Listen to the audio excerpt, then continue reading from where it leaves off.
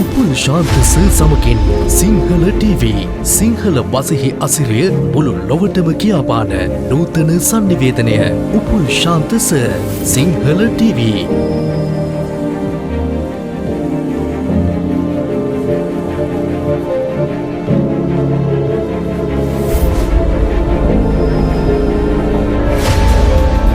Subscribe now. අයිබෝවන් මගේ ආදරණීය දුවේ පුතේ අද අපි හමු වෙන්නේ 4 වෙනි සතියේ.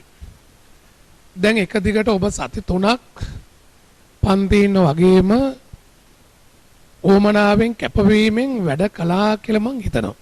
කොහොමද මගේ දරුවෝ බොහොම ඕමනාවෙන් කැපවීමෙන් වැඩ කරනවා. මං වලට 3 වෙනි සතිය අවසන් වෙනකොට කිව්වා 4 වෙනි සතියේදී අපි කරන්නේ ඔය පොතේ හැටියට නිබන්ධනයේ හැටියට ජාතක කතා පොත පිළිබඳව. මම හිතනවා 2021 දූල පුතාලටත් 2022 දූල පුතාලටත් ඔය පාඩම් දෙක එකයිනේ. 2021 දූල පුතාලා ජාතක කතා දෙකම හදාරලා අවසන්. 2022 දූල පුතාලා තාම ජාතක කතා පිළිබඳව හඳුනාගත්තත් කතා දෙක පිළිබඳව අවබෝධ කරගත්තත් හැබැයි තව වෙනකම් ඒකේ අන්තර්ගත කරුණු පිළිබඳව විමසීමක් කළේ නැහැ. නමුත් මම හිතනවා මේ දෙපිරිසටම නැත්තම් කණ්ඩායම් දෙකටම එකම පාඩම යොදාගත්තේ 2021 දරුවන්ට සියලු දේවල් මේකේ අන්තර්ගත වෙනව නැවත නැවත හදාරන්න ඉගෙන ගත්ත දේ. 2022 දරුවන්ට අලුතෙන් වචනෙන් වචන හදාරන්න උදටම කාලේ තියෙනවා. අපි දන්න පුතේ දැන් සිංහල ජාතක කතා පොත ගත්තොත් ජාතක කතා ප්‍රශ්න එන්නේ දෙවෙනි ප්‍රශ්නයට අදාළව. දැන් මේ පොතෙන් විතරක් අපිට ලකුණු විශාල ගාණක් ගන්න පුළුවන්. දැන් අපිට නියමිත ජාතක කතා දෙක මොකක්ද? එකක් තමයි සඳකිඳුරු ජාතකය, චන්දකින්නර ජාතකය, අනිත් එක චුල්ලදනුද්දර ජාතකය. දැන් මේ ජාතක කතා දෙක විතරයිනේ අපිට තියෙන්නේ අවුරුදු දෙකමාරක් නැත්නම් අවුරුදු 2යි මාස කිහිපයකට ඉගෙන ගන්න. උදාහරණ ලොකු කාල සීමාවක් ගන්න. දැන් සාමාන්‍ය පෙළ විභාගේ ගත්තොත් ඔබ දන්නවා විෂයන් 8ක් විෂයන් ගණනාවක් තියෙන ඔබ නිරන්තරයෙන් හදාරන්න. දැන් මේකේ ප්‍රධාන විෂයන් දෙකක් තියෙන ඊට අමතරව තව ඉංග්‍රීසි පොදු පරීක්ෂණයේ වගේ දේවල් ඔබට තියෙනවා. නමුත් සිහි තබා ගත යුතු ඉගෙන ගත යුතු වැදගත්ම කරුණක් වෙන්නේ ජාතක කතාවෙන් ඔබට ඉගෙන ගන්න ඕන කරුණු පිළිබඳව මූලික පෙළගැස්මක් මූලික හැඳිනීමක් කරනවා. දැන් ජාතක කතා දෙකයිනේ තියෙන්නේ. දැන් ওই ජාතක කතා දෙකක් තියෙනකොට ජාතක කතා දෙකෙන් ඉස්මතු වෙන්නේ මෙන්න මෙහෙමයි. ওই කතා දෙකෙන් අදාළව මුල් ප්‍රශ්නෙට දිනවා කෙටිපන්න 16ක්. ওই කෙටිපන්න 16න් එක ඡේදයක් අනිවාර්යයෙන්ම දෙනවා ওই ජාතක කතා දෙකෙන්. හරිනේ? දැන් හොඳට තේරුම් ගන්න කෙටිපන්න 16න් ඡේදයක් දෙනවා ජාතක කතා පොතෙන් අනිවාර්යයෙන්ම ඡේදයක් දෙනවා. දැන් ඔබට විශ්වාසයක් තියෙන ඉගෙන ගන්නකොට අනිවාර්යයෙන්ම ඒ ඡේදය චුල්ලදනුද්දර ජාතකයෙන් හෝ සඳකිඳුරු ජාතකයෙන් අනිවාර්යයෙන්ම දෙන බව ඉතාම හොඳට දන්නවා. දැන් ඔය එකකින් පිට දෙන්නේ නැහනේ. ඒතර ඔබට දෙන වගකීම මොකක්ද?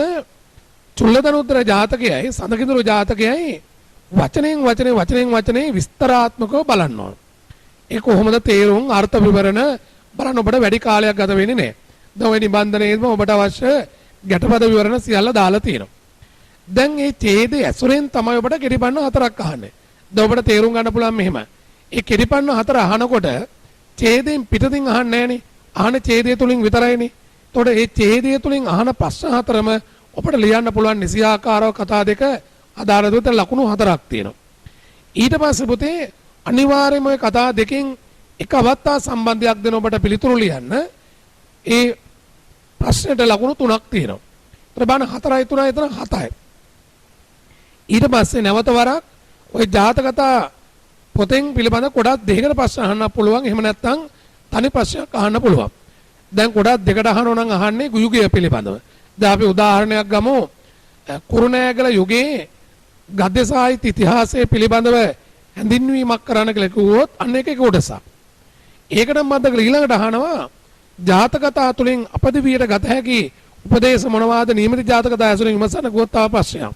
තොර එකම ප්‍රශ්නේ මොකද උඩේ කරලා ලකුණු 7යි යගේ ලකුණු 8යි ලකුණු 15 හැදෙන්නේ පුළුවන් ඔහොම. එහෙම නැත්නම් තනි ප්‍රශ්නයක් ලෙස අහන්න පුළුවන්. එතන ලකුණු 15ක් තියෙනවා. දැන් ඔබ වරන් බලන්න. දැන් එතන ලකුණු 15යි අතන 4යි 3යි 7යි ලකුණු 22ක් තියෙනවා. එතන ලකුණු 22ක් එන්නේ ඔය පුංචි කතා දෙකකින් විතරයිනේ. දැන් උසස් පෙළ සිංහල හදාරන ඔබට කතරම් පහසුද කතරම් සරලද කියලා බලන්න පුතේ. දැන් ඔය කතා දෙක සාමාන්‍ය එක කතාවක් කියවන්න ලොකු වෙලාවක් යන්නේ නැහැ. බොහොම පොඩි වෙලාවක් යන්නේ. ඉතින් ඒක නිරන්තරයෙන් ඔබ කීප වරක්ම හදාarලා තිබ්බට පස්සේ ඔබට ඒවට පිළිතුරු ලියන්න පුළුවන් කිසිම චකිතයකින් තොරව. දැන් ඒ වගේ ඔබට මේ ජාතක කතා අපි හඳුනාගමු මොන විදියටද මොන රටාවෙන්ද මොන ආකෘතියෙන්ද ඔබට මේ ජාතක කතා නිර්මාණලා තියෙන්නේ මේ කතා දෙක මොකක්ද කියලා. දැන් ඔබ දන්නෝගේ පළවෙනි ජාතක කතාව තමයි අපේ නියමිත ජාතක කතාව හොඳට බලන්න ඔබ නිබන්ධනයේ පෙරලන්න.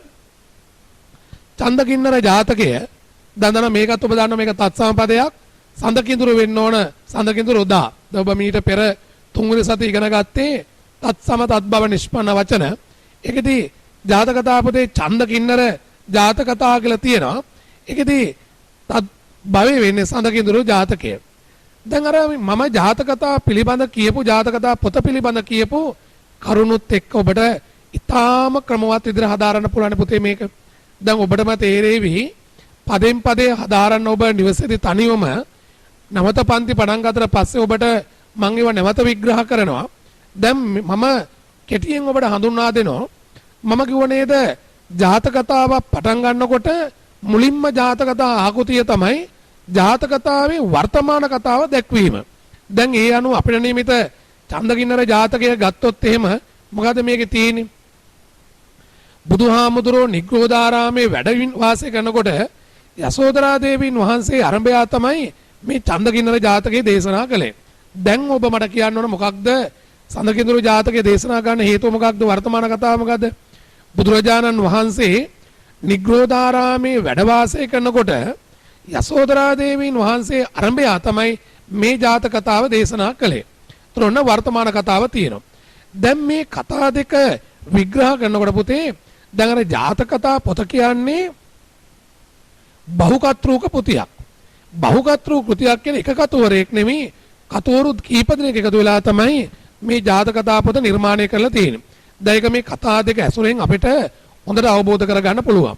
චන්දකින්නර ජාතකයේදී ඒකේ වර්තමාන කතාව ටිකක් දිගු විස්තරයක් තියෙනවා. දැන් දේශනා ගන්න හේතුව මොකක්ද? බුදුහාමුදුරු නිග්‍රෝධාරාමේ වැඩ වාසය කරනකොට යසෝදරා දේවීන් වහන්සේ ආරම්භයා තමයි මුල් කරගෙන තමයි මේ ජාතක කතාව දේශනා කළේ.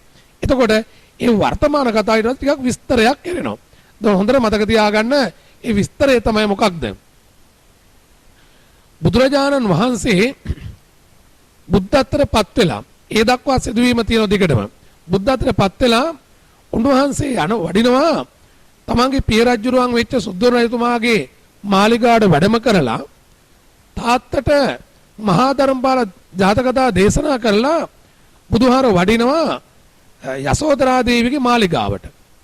දැන් යසෝදරා දේවියගේ මාලිගාවට බුදුහාමුදුරු වැඩියට පස්සේ යසෝදරා දේවිය ඇතුළු පිරිසක් තරුණියන් පිරිසක් කහවත් ඇඳගෙන බුදුහාර වැඩියට පස්සේ බුදුහාරට පාද නමස්කාර කළ වැඳලා සිටි අතර දැන් ඉන්පස්සේ යසෝදරා දේවිය බුදුහාරගේ කෙන්ඩා ප්‍රදේශය තදින් තරයේ අල්ලගෙන වැඳලා පැත්තට වෙලා හඬා වැළපෙමින් හිටියා. දැන් මේ වෙලාවේදී සුද්ධෝදන රජතුමා බුදුහාරට කියනවා ස්වාමීනි බුදුරජාන් වහන්සේ මගේ ලේලිය ගැන මට මහා පුදුමයක් තියෙනවා. දැන් මේ පුදුමය පිළිබඳව සුද්ධෝදන රජතුමා කියන මොකද කියන්නේ? යසෝදරා දේවිය ඔබ වහන්සේ ගිහිගෙන් නික්ම ගියාට පස්සේ ඇය කහ වස්ත්‍ර ඇඳගෙන ජීවත් වුණා. ඔබ වහන්සේ එක් වේලක් වළඳනවා කියලා දැනගත්තට පස්සේ යසෝදරා දේවිය අනුභව කළෙත් එක් වේලයි. ඔබ වහන්සේ බිම සයනය කරනවා කියලා දැනගත්තට පස්සේ ඇයත් බිම සයනය කළා. ඔබ වහන්සේ පැවිදි වුණා බව දැනගත්තට පස්සේ යසෝදරා දේවිය අන් රජවරු වෙන තෑගි භෝග පඳුරු ගන්න නැතුව වැන්දබුවක් ලෙස ජීවත් වුණා. ඉතින් ඇය තුලින් ඉස්මතු වෙච්ච ප්‍රතිභක්තිය පිළිබඳවත් ඇයගේ ගුණය පිළිබඳවත් මට මහා පුදුමයක් තියෙනවා. දැන් එතකොට මේ ජාතක කතාව හදාරනකොට මගේ පුතාට තේරෙනව නේද? වර්තමාන කතාවේ සිදුවීම තුළ කරුණු රාශියක් කරුණු ගොඩක් මෙතනට ඒක රාශි වෙලා තියෙනවා. ඒ කරුණු ටික එකක් තමයි යසෝදරා දේවිය කියන්නේ රූපයෙන් අගපත් රූපයෙන් උසස් බවට පත් වුණු අවුරුදු 29 දී තමයි සිදුහත් බෝසතාණන් වහන්සේ ගිහිගේ අතහැරලා යන්නේ. අවුරුදු 29 දී. ତොර අවුරුදු 29 යනකොට යසෝදරා දේවියටත් ඒ වයසමයි. මොකද දෙදෙනා එකම දවසේ උපන් දෙදෙනෙක්. යසෝදරා දේවියටත් අවුරුදු 29. තොර අපි දන්නවා යසෝදරා දේවිය තාරුණ්‍ය වයසේ ඉඳලා රාහුල කුමාරයාත් එක්ක ඒ සියල්ල දරාගෙන හිටියා. දැන් යසෝදරා දේවිය වගේ රූපයෙන් අගපත් කෙනෙකුට ඕනම රජ කෙනෙක් ඕනම රජකුමාරයෙක් ඕනම කෙනෙක් විවාහ වෙන්න පුළුවන්. හැබැයි කිසි විටකත් යසෝදරා දේවිය එවැනි සිතුවිල්ලක්වත් එවැනි අදහසක්වත් ඈතුලට ආවේ නැහැ. දැන් රජතුමාට පුදුම වුණේ මේකනේ. දැන් ඒ වෙලාවේ බුදුහාමුදුරුවෝ කියනවා රජතුමනි යසෝදරා දේවිය මගේ අවසන් ජීවිතයේ වෙච්ච අවසන් ආත්මයේදී මේ විතර මං කෙරෙහි පමණක් ප්‍රතිභක්තිය දැක්වීම ආශ්චර්යයක් නෙවෙයි පුදුමයක් නෙවෙයි. ඇය මීට පෙර ආත්මිකදී ත්‍රිසංගතව ඉපදිලත් මං වෙනුවෙන්ම කටයුතු කරලා ප්‍රතිභක්තියෙන් යුක්තව සිටි බව බුදුහාමුදුරුවෝ දේශනා කළා. දැන් ඒ වෙලාවේදී අන් සියලු දෙනාට දැනගන්න ඕන වුණා අනේ බුදුහාමුදුරනේ එහෙනම් අපිට ඒ අතීත කතාව දේශනා කරන ඔබට තේරෙනවා ඇති වර්තමාන කතාව චන්දකින්නර ජාතකයේදී දීර්ඝයි. හැබැයි අපි චුල්ලදනුද්දර ජාතකය යනකොට බලා ගන්න පුළුවන් ඒකෙදි වර්තමාන කතාව බොහොම කෙටි තියෙන. ඔබට මෙන්න මේ වගේ පොඩි සාක්ෂි තමයි ඕන වෙන්නේ ජාතක කතාවක් ਵਿਚාරය කරනකොට ඒව පිළිබඳ විමර්ශනයක් කරනකොට දැනගන්න ඕන කරුණු. දැන් ඔබ දන්නෝ එහෙනම් වර්තමාන කතාවේ මොකද තියෙන්නේ කියලා. යසෝදරා දේවිය මුල් කරගෙන ඇගේ ප්‍රතිභක්තිය පිළිබඳව තමයි මේකෙන් ඉස්මතු කරන්නේ. ඊළඟ පොතේ අතීත කතා බුදුහාරෝ දේශනා කරනකොට ඒකේ බරණැස් නුවර බ්‍රහ්මදත්ත රජුරුවන්ගේ චරිත පිළිබඳව බොහොම විස්තර කරනවා. දැන් බ්‍රහ්මදත්ත රජුරුව කියන්නේ අන්තපුරයක් සිටපු සැප සම්පත් භුක්ති විඳපු රජ කෙනෙක්. ඔහුට අන්තපුරයක් තිබුණත් සියලු සැප සම්පත් තිබුණත් බ්‍රහ්මදත්ත රජුරුව මොකද කළේ? ඔහුට උමනා වුණා දඩේමේ යන. ඔහු රජකම තමන්ගේ ඇමතිවරුන්ට පවරලා දීලා පංචාවුද අරගෙන කළු පැහැති වස්ත්‍ර ඇඳගෙන ඔහු දඩේමේ මුව දඩේමේ යනවා. වනාන්තරය තුල මුවන් මරමින් කමින් ඔහු යනකොට තමයි දකින්නේ එක්තරා තැනකදී සඳ කිඳුරාසා කිඳුරිය. දැන් මේ කතාවේ තියෙන්නේ බෝධිසත්වයන් වහන්සේ එක ආත්මිකදී උපත ලබනවා සඳ කිඳුරු ආත්මික. ඒතර ඒකෙන් අපිට පැහැදිලි වෙනවා සඳුරු කිඳුර කියලා කිව්වට ඒක ත්‍රිසංගත ආත්මයක්. අපි කිව්වා බෝධිසත්වෝ මිනිස් චරිත සේම සත්ත්ව චරිතත් ලැබුවා. සත්ත්ව චරිත තුලදී ඉස්මතුනේ අර අපි මුලින් කියපු උතුම් කාරණා උතුම් ගති ලක්ෂණ තමයි මානව චරිතයෙන් අපිට නිර්මාණය කළා ඉස්මතු කරලා දුන්නේ. එතකොට බෝධිසත්වෝ සඳ කිඳුරෙක් වෙලා උපත ලබනකොට ඇයගේ ඔහුගේ බිරිඳ උනේ කවුද? චන්ද්‍රා කියන සඳ කිඳුරිය. දැන් මේ දෙදෙනා බොහොම ආදරයෙන් බොහොම බැඳීමෙන් ඉස්මතු කළා. ජාතකතා කරුවා මානව සමාජයට මෙම ජාතකතාවෙන් ඉස්මතු කරන වටිනා උගුණාංගයක් තිබෙනවා.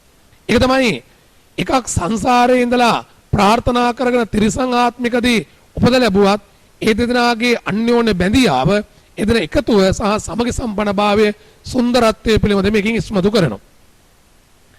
සඳ කිඳුරයි ග්‍රීෂ්ම කාලේ ගත කරපු ආකාරයත් ඒ වගේම අනිකුත් සීත ඍතුවේ ගත කරපු ආකාරය පිළිබඳව මේකේ බොහොම අසිරිමත් ලෙස දක්වලා තියෙනවා. ග්‍රීෂ්ම කාලේ තමයි රිදී පර්වතයෙන් පහළට ඇවිල්ලා වනාන්තරය තුල දෙන්න බොහොම ආදරයෙන් ගත කරන්නේ. අර ලතා මණ්ඩපවල දිය කඳුරු වල ඒ වගේම වනය පුරා තැන් තැන් වල සැරසෙන මේ මල් වත්‍ර ඇඳගෙන ඒව තුලින් සැරසිලා දෙදෙනාටම ආවේනිකව సౌందర్యාත්මක සොඳුරු ආදරය ගත කරපු විදිය. මගේ දුවේ පුතේ අපි දන්නවා ජාතක කතාවක් බොහොම ඈත ඉතිහාසයේ සිදුවෙච්ච කතා පුවතක්.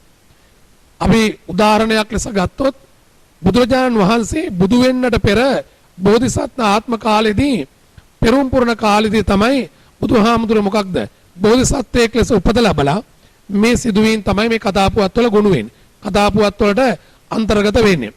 එතකොට එවැනි කතා දැන් අපි ඉන්නේ පුතේ 2020 නැත්නම් 21 වන සියවසේ අපි ඉන්නේ. 21 වන සියවස ගත කරන අපිට මේ චන්දකින්නර ජාතකයේ කතරම් ප්‍රායෝගිකද කියලා ඔබ කතාව හදාරන ගමන් ප්‍රායෝගිකව විමසන්න ඕන.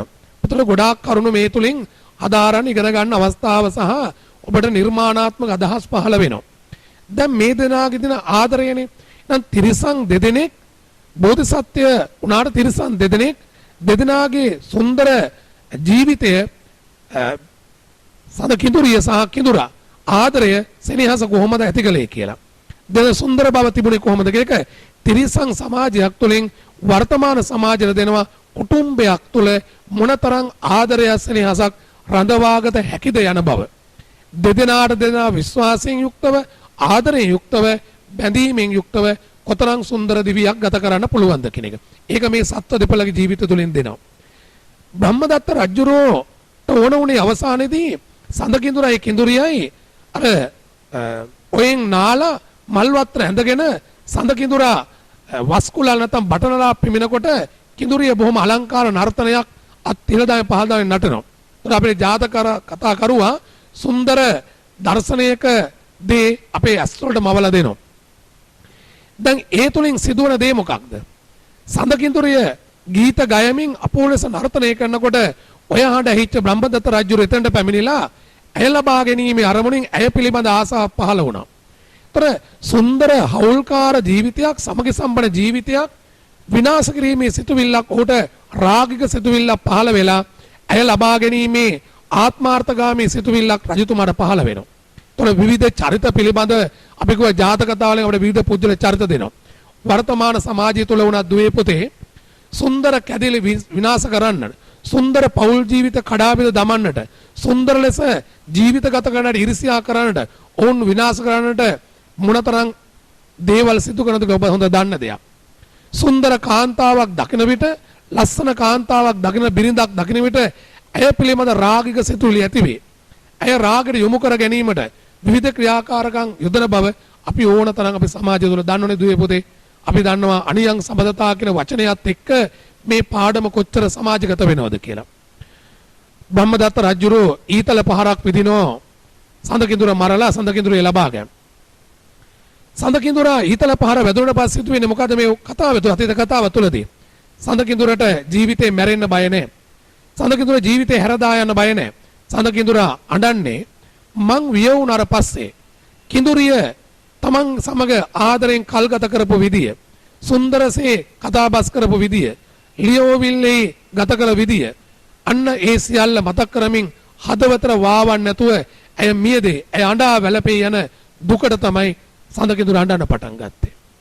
අන්තිමේදී සඳකිඳුරා සිහි නැතුව වැඩුණාට පස්සේ කිඳුරිය එතෙන්ට පැමිණලා හඬා වැළපෙනකොට රජතුමා ඉදිරිපත් වෙලා ඇයි ඔබ අඬන්නේ කියලා විමසූ විට සඳකිඳුරිය කියන උඹ අඬන්න අවශ්‍ය නැහැ. නුඹ මගේ මෙහෙසි අග මෙහෙසිය කරගන්නෝ. එහෙම කිව්වට පස්සේ සඳකිඳුරා කිසිසේත් මෙය අනුගමනය කරන්නවත් ඒ අනුමත කරන්නවත් ඒට කැමැත්තක්වත් දක්වන්නේ නැහැ. අවසානයේදී සඳකිඳුරියට කතරම් සැප සම්පත් දෙනවා කිව්වත් රාජකීය සම්පත් දෙනවා කිව්වත් දහස් ගණන් පුරස්ත්‍රීන් අතර අගමෙහෙසිය වණ්ඩකුවත් සියලුම දේවල් පිළිබඳව ඇය තුළ ආසාවක් තිබුණේ නැහැ. ඔබට ගලපන්න පුළුවන් මේ ජාතක කතාව වර්තමාන සමාජයට සැප සම්පත් පස්සේ යන මුදල් පස්සේ යමින් තමන්ගේ ආත්මය පාවා දෙමින් ප්‍රතිභක්තිය පාවා දෙමින් කටයුතු කරන කොතරම් ස්ත්‍රීන් ඉන්න සමාජයක්ද වර්තමාන ලෝකයක්ද? එදා දුන්න පණිවුඩේ මේ ජාතක කතාව තුළින් සත්වචරිත තුළින් මොනතරම් වටිනා වූ උපදේශයක් වර්තමාන සමාජයේ මගේ පුතේ කියන දේ ඔබට තේරෙනවා. අවසානයේදී කිඳුරිය කියනවා මගේ සැමියා වෙනුවෙන් අඬලා වැළපිලා මියදුණත් ඔබේ අරමුණ වෙනුවෙන් මම කැමති නොවන බව. අවසානයේදී ඇය කැමති නොවන බව දැනගත්ත බ්‍රහ්මදත්ත රජුරෝ ඇය හැරදාලා යනවා. පසු ඇය තමන්ගේ සැමිය නැත්නම් සඳකිඳුරා ඇකේට අරගෙන හඬා වැළපෙමින් කියන්නේ මගේ ස්වාමියාගේ පණ රැකදෙන කෙනෙක් නැද්ද? මේ ලෝකයේ පාලනය කරන දෙවිය කෙනෙක් නැද්ද? ලෝකේ පාලනය කරන දෙවියෝ ඉන්නෝ නම් ඇයි මේ වගේ කෙනෙක් ජීවිතේ බේර දෙන්නේ නැත්තේ? දෙවියෝ වෙන ලෝකෙට ගිහිල්ලාද? හයියෙන් විලාපිතේ අඬනකොට තමයි සක්‍ර දේවේන්ද්‍රයා ඇයගේ ප්‍රතිභක්තිය දැනලා ප්‍රතිභක්තිය ගුණයට සලකලා සක්දෙවිඳුන් එතනට පැමිණිලා සඳකිඳුරගේ ජීවිතේ නැවතවරක් ලබා දෙන්න. සඳකිඳුරගේ ජීවිතේ ලබා දීලා සක්‍ර දේවේන්ද්‍රයා පවසන උපදේශය තමයි මිනිසුන් වාසය කරන තැන වාසය නොකරන්න ඔබට සුදුසු තැනකට ගිහිලා වාසය කරන්න කියලා උපදේශයක් දෙනවා. උපදේශය දීලා ඔබට බලා ගන්න පුළුවන් මේ අතීත කතාව තුළින් ප්‍රතිභක්තිය පිළිබඳවත් සඳකිඳුරගේ චරිතය පිළිබඳවත් කිඳුරගේ චරිතය පිළිබඳවත් ඒ වගේම රජතුමාගේ චරිත පිළිබඳව පුතේ ඔබට තනියම හිතන්න පුළුවන්. ජාතක කතාවක් තියෙන්නේ කතාවටම ගුණ වෙලා ඒ පිළිබඳව විතරක් හිතන්න නෙවෙයි මගේ පුතේ. කතාවක් ඇතුලේ මොනවද තියෙන උපදේශ, කතාවක් ඇතුලේ මොනවද අපිට කියන්නේ, මොනවද අපිට උගන්වන්නේ, ජීවිතේ දෙන හරයන් මොනවද, වටිනාකම් මොනවද කියලා ඔබට හිතන්න පුළුවන් පොතේ. එහෙනම් දැන් ඔබට තේරෙනව නේද වර්තමාන කතාවෙන් කිව්වා යසෝදරා දේවිය පිළිබඳව, අතීත කතාවෙන් කිව්වා සඳකිඳුරිය පිළිබඳව. මේ දෙන්නගෙන් ඉස්මතුනේ මොකද්ද? ප්‍රතිභක්තිය. ඒතර වර්තමාන සමාජයේ මේ කතාවක් තුළින් පුඩපුණා දෙන්නේ මොකක්ද? ස්ත්‍රියකගේ ආභරණය තමයි වටිනාම දේ තමයි ප්‍රතිභක්තිය. හැබැයි පුතේ මේ ජාතක කතාව ඉගෙන ගන්නකොට ඔබට තියෙන දෙයක් තමයි ඔබ තේරුම් ගන්න දෙයක් තමයි බිරිඳක් විතරක් නෙමෙයි. මේ කතාව තුළින් ජාතක කතා කරුවා ඉස්මතු කරනවා ස්වාමි පුරුෂයා සැමියද ඒ භක්තිය තිබිය යුතුයි. තමාගේ බිරිඳ පමණක්සේ සලකලා ඇයට මහසේ ආදරයක් දැක්විය යුතු ගුණාංගය. සඳකිඳුරත් ඒ වගේ චරිතයක්. අපි දන්නවා මේ සඳකිඳුර වෙලා උපත ලැබුවේ වෙන කවුරුවත් නෙවෙයි බුදුහාමුදුරුවෝ, බෝධිසත්වයෝ. කිඳුරිය ලෙස උපත ලැබුවේ යසෝදරා දේවිය. ඒතර වර්තමාන කතාවෙනුයි අතීත කතාවේ මේ දෙකෙන්ම උගන්වන අපිට ජීවිතයක් බබළුවන ප්‍රතිභක්තිය. අද දවස වෙන විට ලංකාවේ නෙමෙයි ලෝකේ බොහෝ රටවල් වලට මේ ඡන්දකින්නර ජාතකය කතරම් මානව සමාජයක් දියුණු කරන්න උපදේශ සමුදායක් ලබා දෙනවද කියන එක ඔබට තේරුම් ගන්න පුළුවන් හොඳට. මාසෙකට උසාවි මගින් නීත්‍යානුකූලව නීතියෙන් වෙන් සුන්දර කැදලි විනාශ යන කී දහසක් සිදු වෙනවද? වර්ෂයට ලක්ෂ කීයක් සුන්දර කැදලි කුටුම්බ ජීවිත විනාශ වෙනවද? ඒ වගේම සමහර කුටුම්බ ජීවිත තිබුණද මගේ දුවේ පුතේ? අම්මා තාත්තා කියන වචන දෙක තිබුණට අම්මා වෙනම ලෝකයක තාත්තා වෙනම ලෝකයක. අම්මා වෙන සමතා තියාගෙන තාත්තා වෙනම සමතා තියාගෙන මොනතරම් ජීවිතේ වැරදි මග යනවද? ඒතොර ඒකට ප්‍රධාන හේතුව පවුලක තියෙන විශ්වාසය සහ ප්‍රතිභක්තියෙන් තොරවීම. ඇතැම් බිරින්දෑවරුන් ප්‍රතිභක්තිය විනාශ කරගෙන මායාවෙන් රවටාගෙන ආදරය සෙනෙහස කරුණා පෙන්වගෙන කෙතරම් වැරදි ක්‍රියාමාර්ග යනවද? අද වර්තමාන සමාජ පෞල් ජීවිත ගත්තොත් එහෙම අපි දකින සුන්දරත්වය අභ්‍යන්තර ජීවිතේ නෑ. එකම නිවසේ හිටියත් දෙදෙනා කතා නොකරන, මුහුණ නොබලන, දෙදෙනා එකට ගමන් බිමන් නොයන, සතුටක් සිනාවක් නොමැති, එක මේසයක් තුල වාඩි වෙලා එකට කන බොන එහෙම පෞල් ජීවිත ඊටාම අතලොස්සයි තියෙන්නේ. ඒතර මේ ජාතක කතා කරුවා ප්‍රතිභක්තිය හරහා උගන්වන්නේ සමාජගත කරන්නේ නිවැරදි ලෝකයක් තුළ වටිනා උපදේශයක් තමයි ස්ත්‍රියට අදාළ ස්ත්‍රී ගුණාංගත්, සැමියෙකුට අදාළ සැමියෙකුට අදාළ ගුණාංගත් රැකීම තුළින් සිදුවෙන්නේ මොකක්ද? සුන්දර පෞල් ජීවිතයක් ඉස්මතු වෙනවා. තමන්ගේ සැමිය විතරක් කියන ආකල්පේ තියෙන බිරින්දෑවරු ඕනතරම් වර්තමාන සමාජයේ ඉන්නවා. වැරදි කරන්න කෙතරම් අවස්ථා තිබුණත්, වැරදි මග යන කෙතරම් ඉඩකඩ ලැබුණත්, නිදහස තිබුණත් කිසි විටක එවැනි සිතුවිල්ලක්වත් ඇති නොකර ගන්නා බිරින්දෑවරු ඕනතරම් ඉන්නවා. සැමියන් ඕනතරම් එවැනි අයට දෙන මහඟු ආභරණයක් සහ වටිනාකමක් තමයි මේ ජාතක කතාව. අනිත් පැත්තෙන් පෞල් ජීවිත දුරු වෙච්ච, ප්‍රතිභක්තිය නැති ඉදිරි ලෝකයටත් අනාගතයටත් මේකේ පාඩමක් උගන්වනවා. අනිත් එක දුවේ පුතේ ඔබ තවත් තේරුම් ගත යුතු වැදගත් කරුණ මොකක්ද? ඔබ තරුණ පිරිස්. ඔබ තමයි අනාගතයට යන්නේ. ඔබ තමයි අනාගත ලෝකෙදී කුටුම්බ ජීවිත ගත කරන්නේ. ඔබට තමයි අයිතිය තියෙන මේ ප්‍රතිභක්තිය රැක ගන්න. මේ පිරිමි දරුවන්ට අයිතිය තියෙනවා බිරින්දෑ සමග සුන්දර ලෙස ගත කරන්න.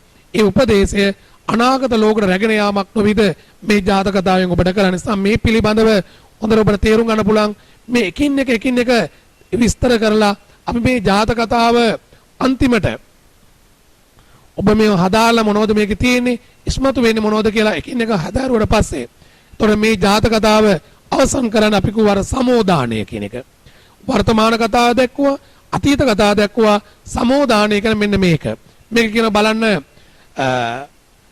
මාකරේ ස්නේහන් අනුන් වසඟ නොපෙවෙනි දැයි ජාතක කතා නිමවල කියනවා මහරජ එකල බරණස් රජ දැන් දිවස් 74න් අගතන් වෙච්ච අනුරුද්ධ මහරහතන් වහන්සේ. ඒ කාලේ වැරදි දෙයට උත්සාහ දරූ බරණස් නුවර බ්‍රහ්මදත්ත රජුරෝ තමයි අනුරුද්ධ මහරහතන් වහන්සේ. ඒ කාලේ චන්ද්‍රිකානම් කින්නරාංගනාව තමයි යසෝදරා දේවිය. ඒ කාලේ සඳකිඳුර තමයි බුදු වෙච්ච මම කියලා අර අතීත කතාව වර්තමාන කතාව දෙක එකට සමෝදානය කළ මේ ජාතක කතාව ඉවර කරනවා. ඒතර අතීත කතාවක් වුණාට මේ ජාතක කතාවෙන් අපිට ඉගෙන ගන්න තියෙන මහා දවැන්ත කොටස් ගණනාවක් තියෙනවා. මගේ ආදරණීය දුවේ පුතේ ඔබ මේ ජාතක කතාව හදාරනකොට අර මං මුලින් කියපු විදියට මේකෙන් පස්සේ ඔබට දෙනවා ගැටපද විවරණය. දැන් මේ තියෙන ඔබට ගැටපද විවරණය. ගැටපද විවරණයේදී වචනෙන් වචන ඔබ විස්තර බලන්න ඕන. දැන් ඔබට ඉදිරියේදී මම නැවතරම් මේ වචනෙන් වචන නැවතත් ඔබට කියලා දෙනවා.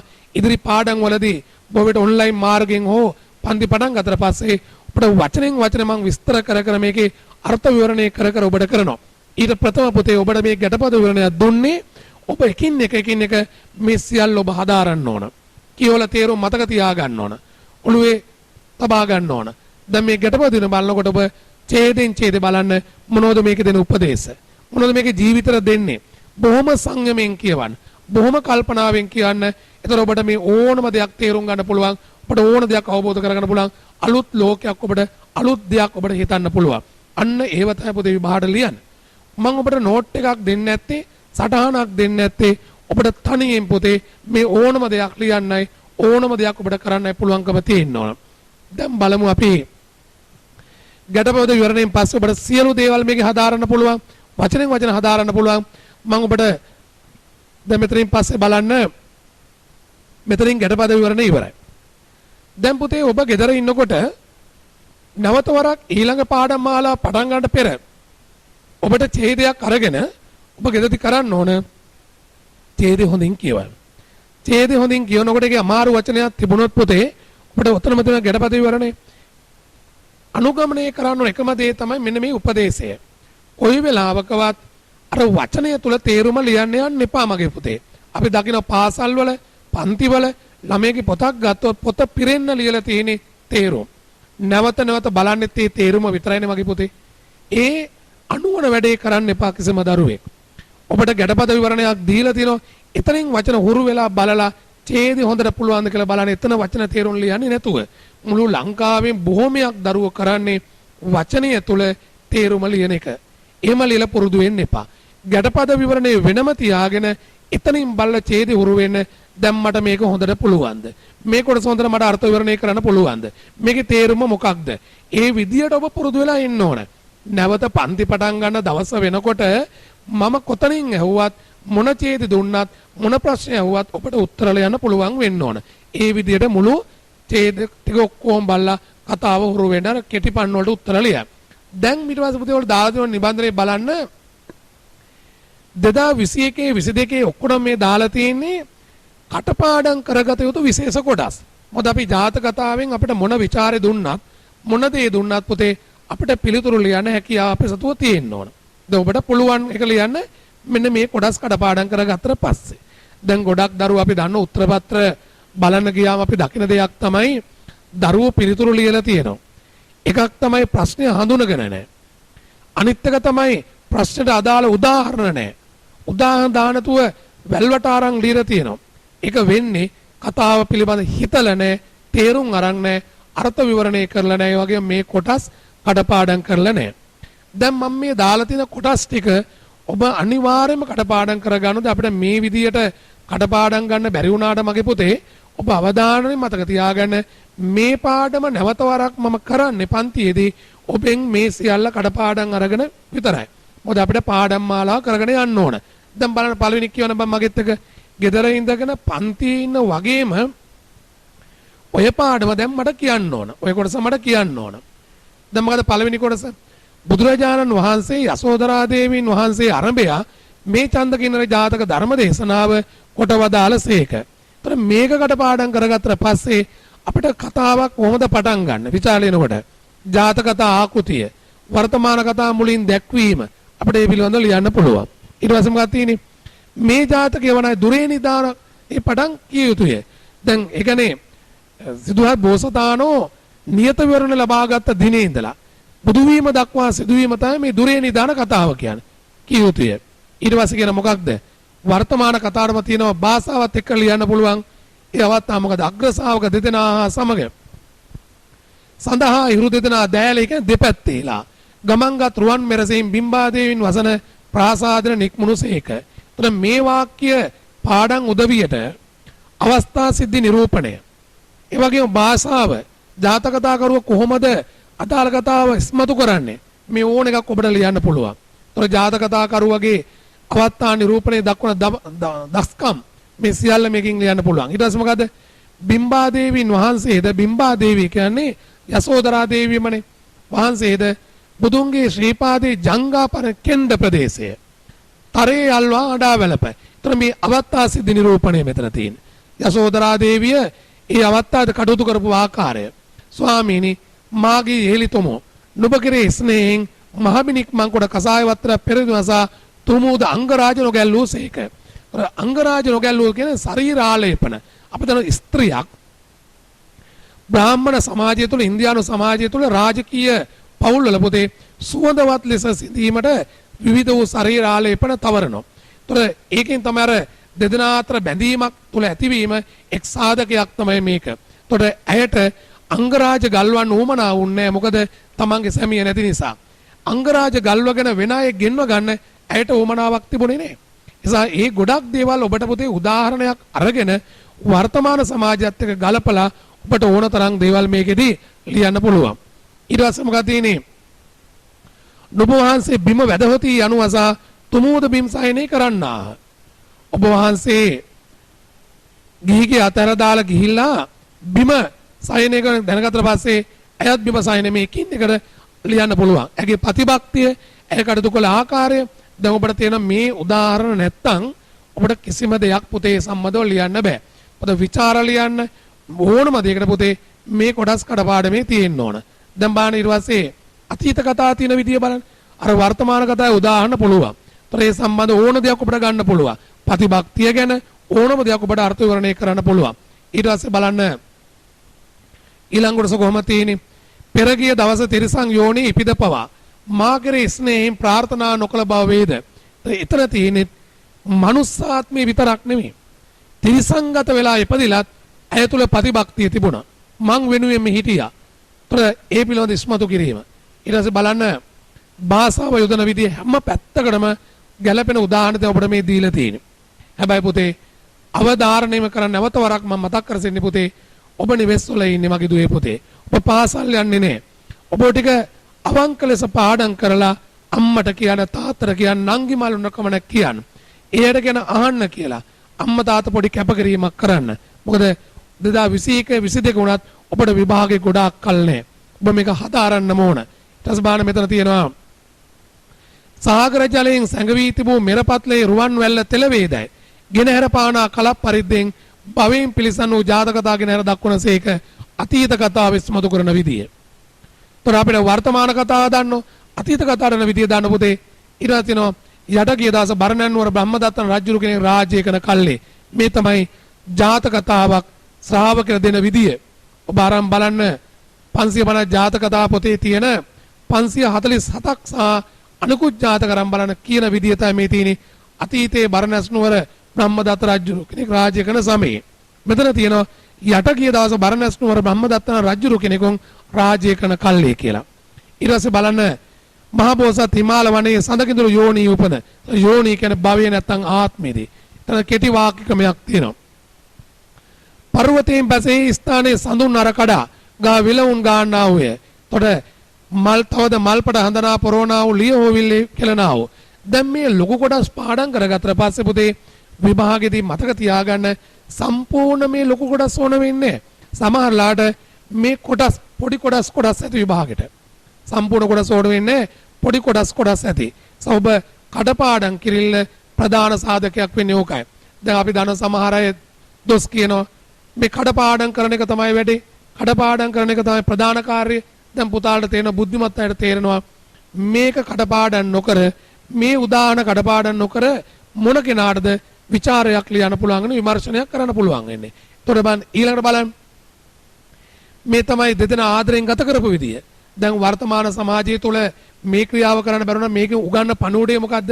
මේ උදාහරණ අරගෙන නිවසක් තුළ අපිට මේ වගේ ලියෝවිල්ලවත් අපි දන්නවා ඒවට වෙන ආදේශක තියෙනවා. ගියක් තුළ සතුටෙන් ඉන්න විදිය, සතුටෙන් කතා බස් කරන විදිය, සිනාසන විදිය, සමගිභාවය, ගමනක් බිමනක් යන විදිය, දරුවොත් එක්ක එකට ඉන්න විදිය මේව තමයි පුතේ අපි ආදරය කියලා කියන්නේ. බැන ගන්නේ නැහැ, දොස් කියා ගන්න නැහැ, ගහ බැනගෙන අපි දන්න සමහර නිවෙස් ගත්තොත් ඉර බැහැලා යනකොට ගෙවල බිරින්දෑවරුන් අඬනවා, දරුවෝ අඬනවා, කාලගෝට්ටියක් මහරෑ වෙනකන්. මොකද හේතුව නිවෙස් ඇතුලේ සතුට ආදරය නැති නිසා. ତොර මේ උදාහරණ ගත්තොත් ඒ කාලේ සත්ව චරිත තුළින් ඉස්මතු කරන වර්තමානයේ මානව සමාජයට ලොකු ආදර්ශයක් මෙන්න මේ විදිහට ජීවිත ගත කරන්න ඕන කියලා.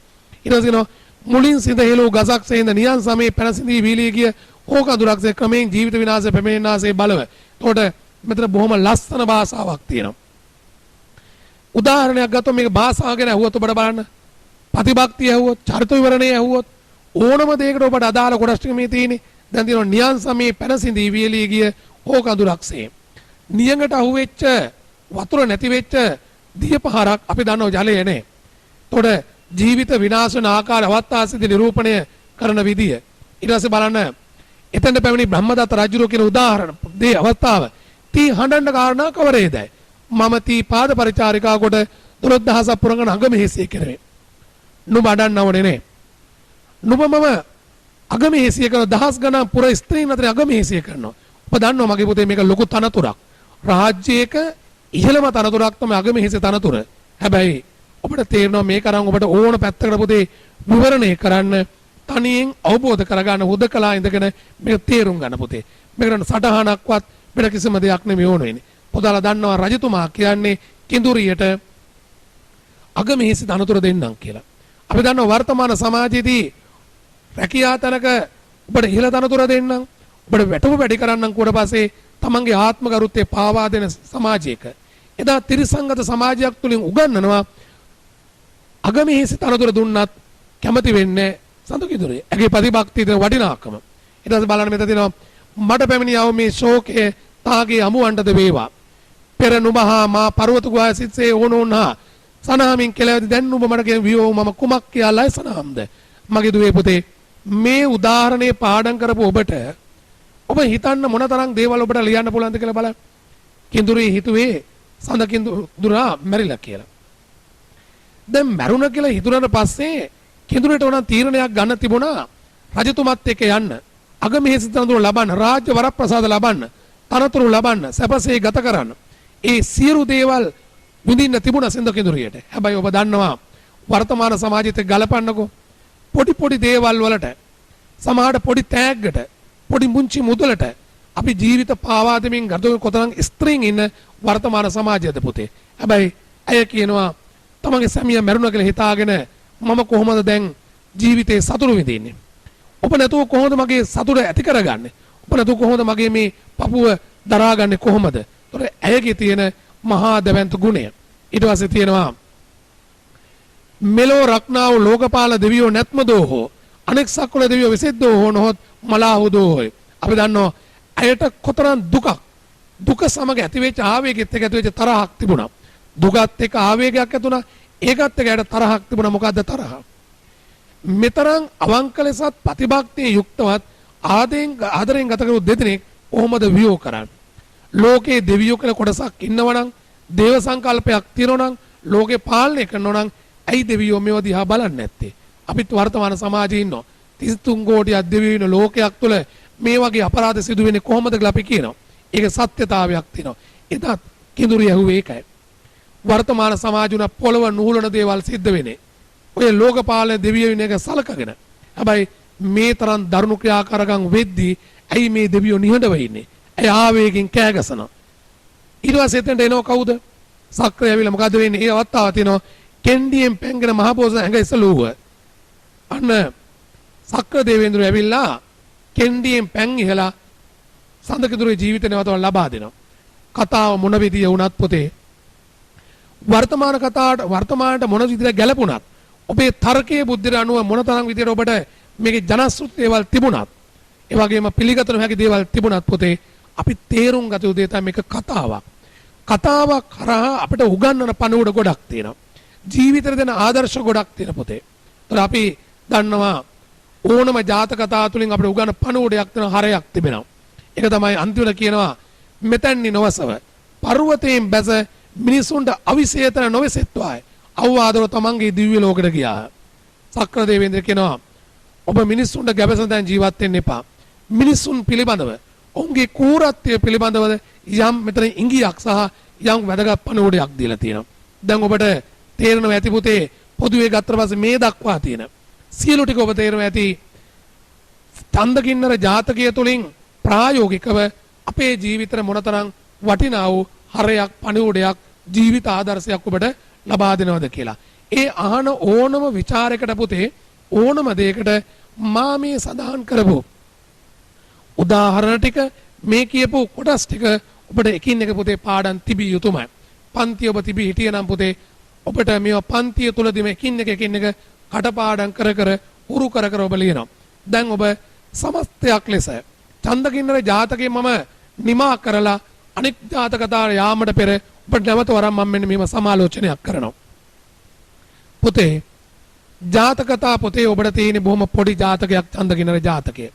ඔබට ඔක අහලා තියෙනවා. මම ඔබට මේක නාට්‍යයක් ලෙස මේ ජාතක කතාව පෙන්නුවා. නාට්‍ය තුල කොහොමද ඉස්මතු වෙන්නේ කියලා පෙන්නුවා. ඔබට හදාරන් තියෙන කාරණා මෙච්චරයි පුතේ තියෙන්නේ.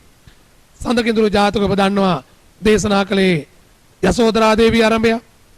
ඇය ගත කරපු ජීවිතය, ඇය සිදුහත් බෝසතාණෝ ගිහිගේ අත්හැරලා දාගෙන වාසේ ඇය තුලින් ඉස්මතු වෙච්ච වටිනා වූ චරිත ලක්ෂණ, ප්‍රතිභක්තිය මොන වගේද? ඒවට උදාහරණ මොදවනවා මට පාඩම්ද? ඒ මට ඕන දේක් විග්‍රහ කරන්න පුළුවන්ද? සුද්ධ රජතුමා කොහොමද දැක්කේ ඒවා? බුදුහාමුදුරන්ගේ චරිත ලක්ෂණ මොනවද ඔබට හදාරන්න පුළුවන්?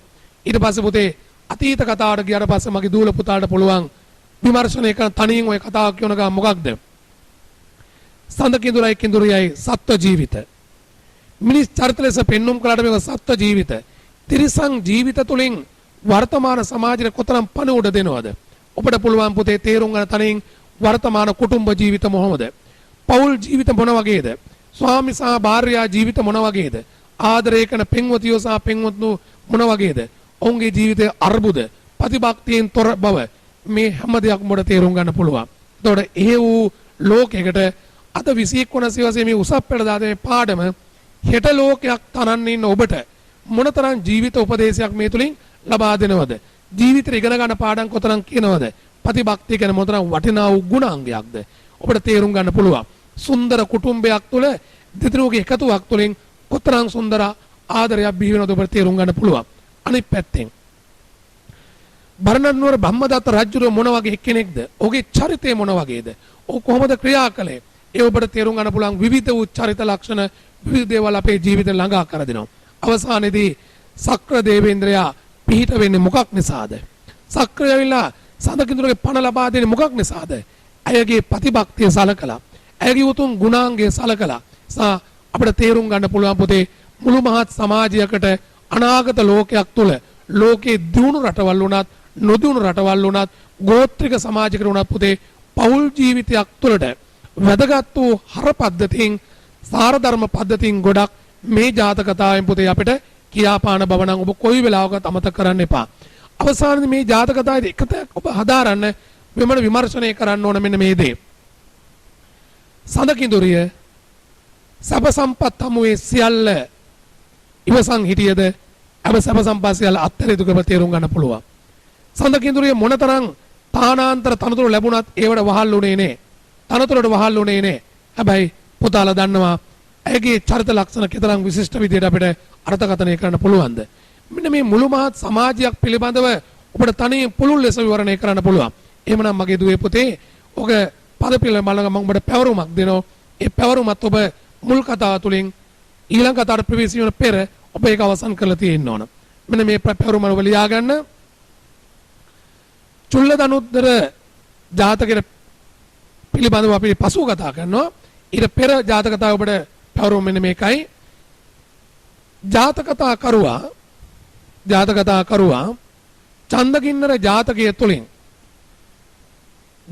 කරුවා චන්දකින්නර ජාතකය තුලින් මානව සමාජයට ලබා දෙන උපදෙස් මොනවාද යන්න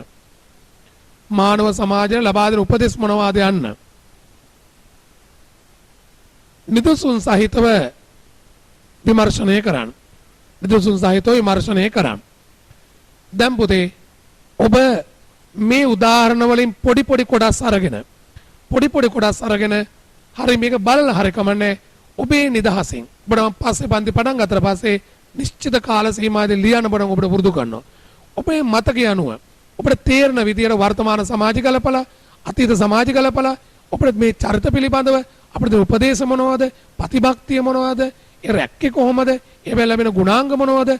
ආදරය මොනවද? මේ ඕනම දෙයක් පිළිබඳව ඔබට හිතෙන කරුණු ලියලා හිතන කොටස් අන්තර්ගත කරලා ඔය පැරුම පුතේ අනිවාර්යයෙන්ම කරන්න ඕන. එහෙනම් අපි මුල් අදිරේදී චන්දකින්නර ජාතකයේ විමර්ශනය අපි උතරින් අවසන් කරනවා. ඔය පැවරුම කරලා ඉවරනට පස්සේ අපි ඊළඟට චුල්ලදනුද්දර ජාතකය පිළිබඳ ඔබට කතා කරනවා. හරි පුතේ. දැන් අපි ඊළඟට ඔබට කරන්නේ මොකක්ද? චුල්ලදනුද්දර ජාතකය. දැන් අර පැවරුම අනිවාර්යෙන් කරන්න ඕන. හැබැයි ඕවා නිකන් උඩින් පල්ලෙන් කරලා නිකන් සලකුණු කරගෙන තියන්න එපා පුතේ. මොකද ඔබ පන්තියක් තුල නිවැරදි කරගන්නේ. ගොඩක් මහන්සි වෙන පුතේ ඕවට. දෙමෝපියෝ ගොඩක් දුක් විඳිනවනේ. කරන පාඩම පන්තිය වගේම පුතේ පිළිවෙලට ක්‍රමයක් ඇතුව රටාවක් ඇතුව ඒ වැඩේ කරන්න ඕන. එහෙනම් ඊළඟ ජාතක කතාව මොකද? චුල්ලදනුද්දර ජාතකය. දැන් මගේ දුවල පුතාලා දන්න එක ලොකු ජාතකයක් නෙවෙයි. බොහොම පොඩි ජාතකයක්. ඒකත් අපේ ජීවිතේ හොඳ හුරු ජාතක. අපි දන්න මේ ජාතක කතාව ඇසුරෙන් තමයි මහාචාර්ය ඉදිරියල සරච්චන්ද්‍ර සූරීන් මොකද මනමේ නාට්‍ය නිර්මාණය කළේ මේ දින චුල්ලදනුද්දර ජාතකයේ ඇසුරෙන්. ඒතර අපි බලමු දැන් මේ ජාතක කතාවේදී බලන්න වර්තමාන කතාව වෙන්නේ මොකක්ද කියලා බලන්න. දැන් අරගෙන තිබුණේ කොහොමද? දැන් මතකින් කියන්න පුළුවන්නේ. චන්දකින්නර ජාතක කොහොමද තිබුණේ? බුදුරජාණන් වහන්සේ මේ නිග්‍රෝධාරාමේ වැඩ වාසය කරනකොට යසෝදරා දේවීන් වහන්සේ ආරම්භය තමයි මොන ජාතකයේද? චන්දකින්නර ජාතකයේ දේශනා කළ වර්තමාන කතාවයි. හැබැයි ඒකේ ලොකු විස්තරයක් තිබුණා නේද? වර්තමාන කතාව අදාළ ලොකු විස්තරයක් තිබුණා. යසෝදරා දේවියගේ හැසිරීම රටාව ඊට පස්සේ සිදුවත් බෝසතාණන් බුදු වීම දක්වා ඒ වගේ නියත වෙන ලබාගත ලොකු සිද්ධියක් තිබුණා. ඒතර ඒකෙන් තන ඒක කතරෝ කෙනෙක්.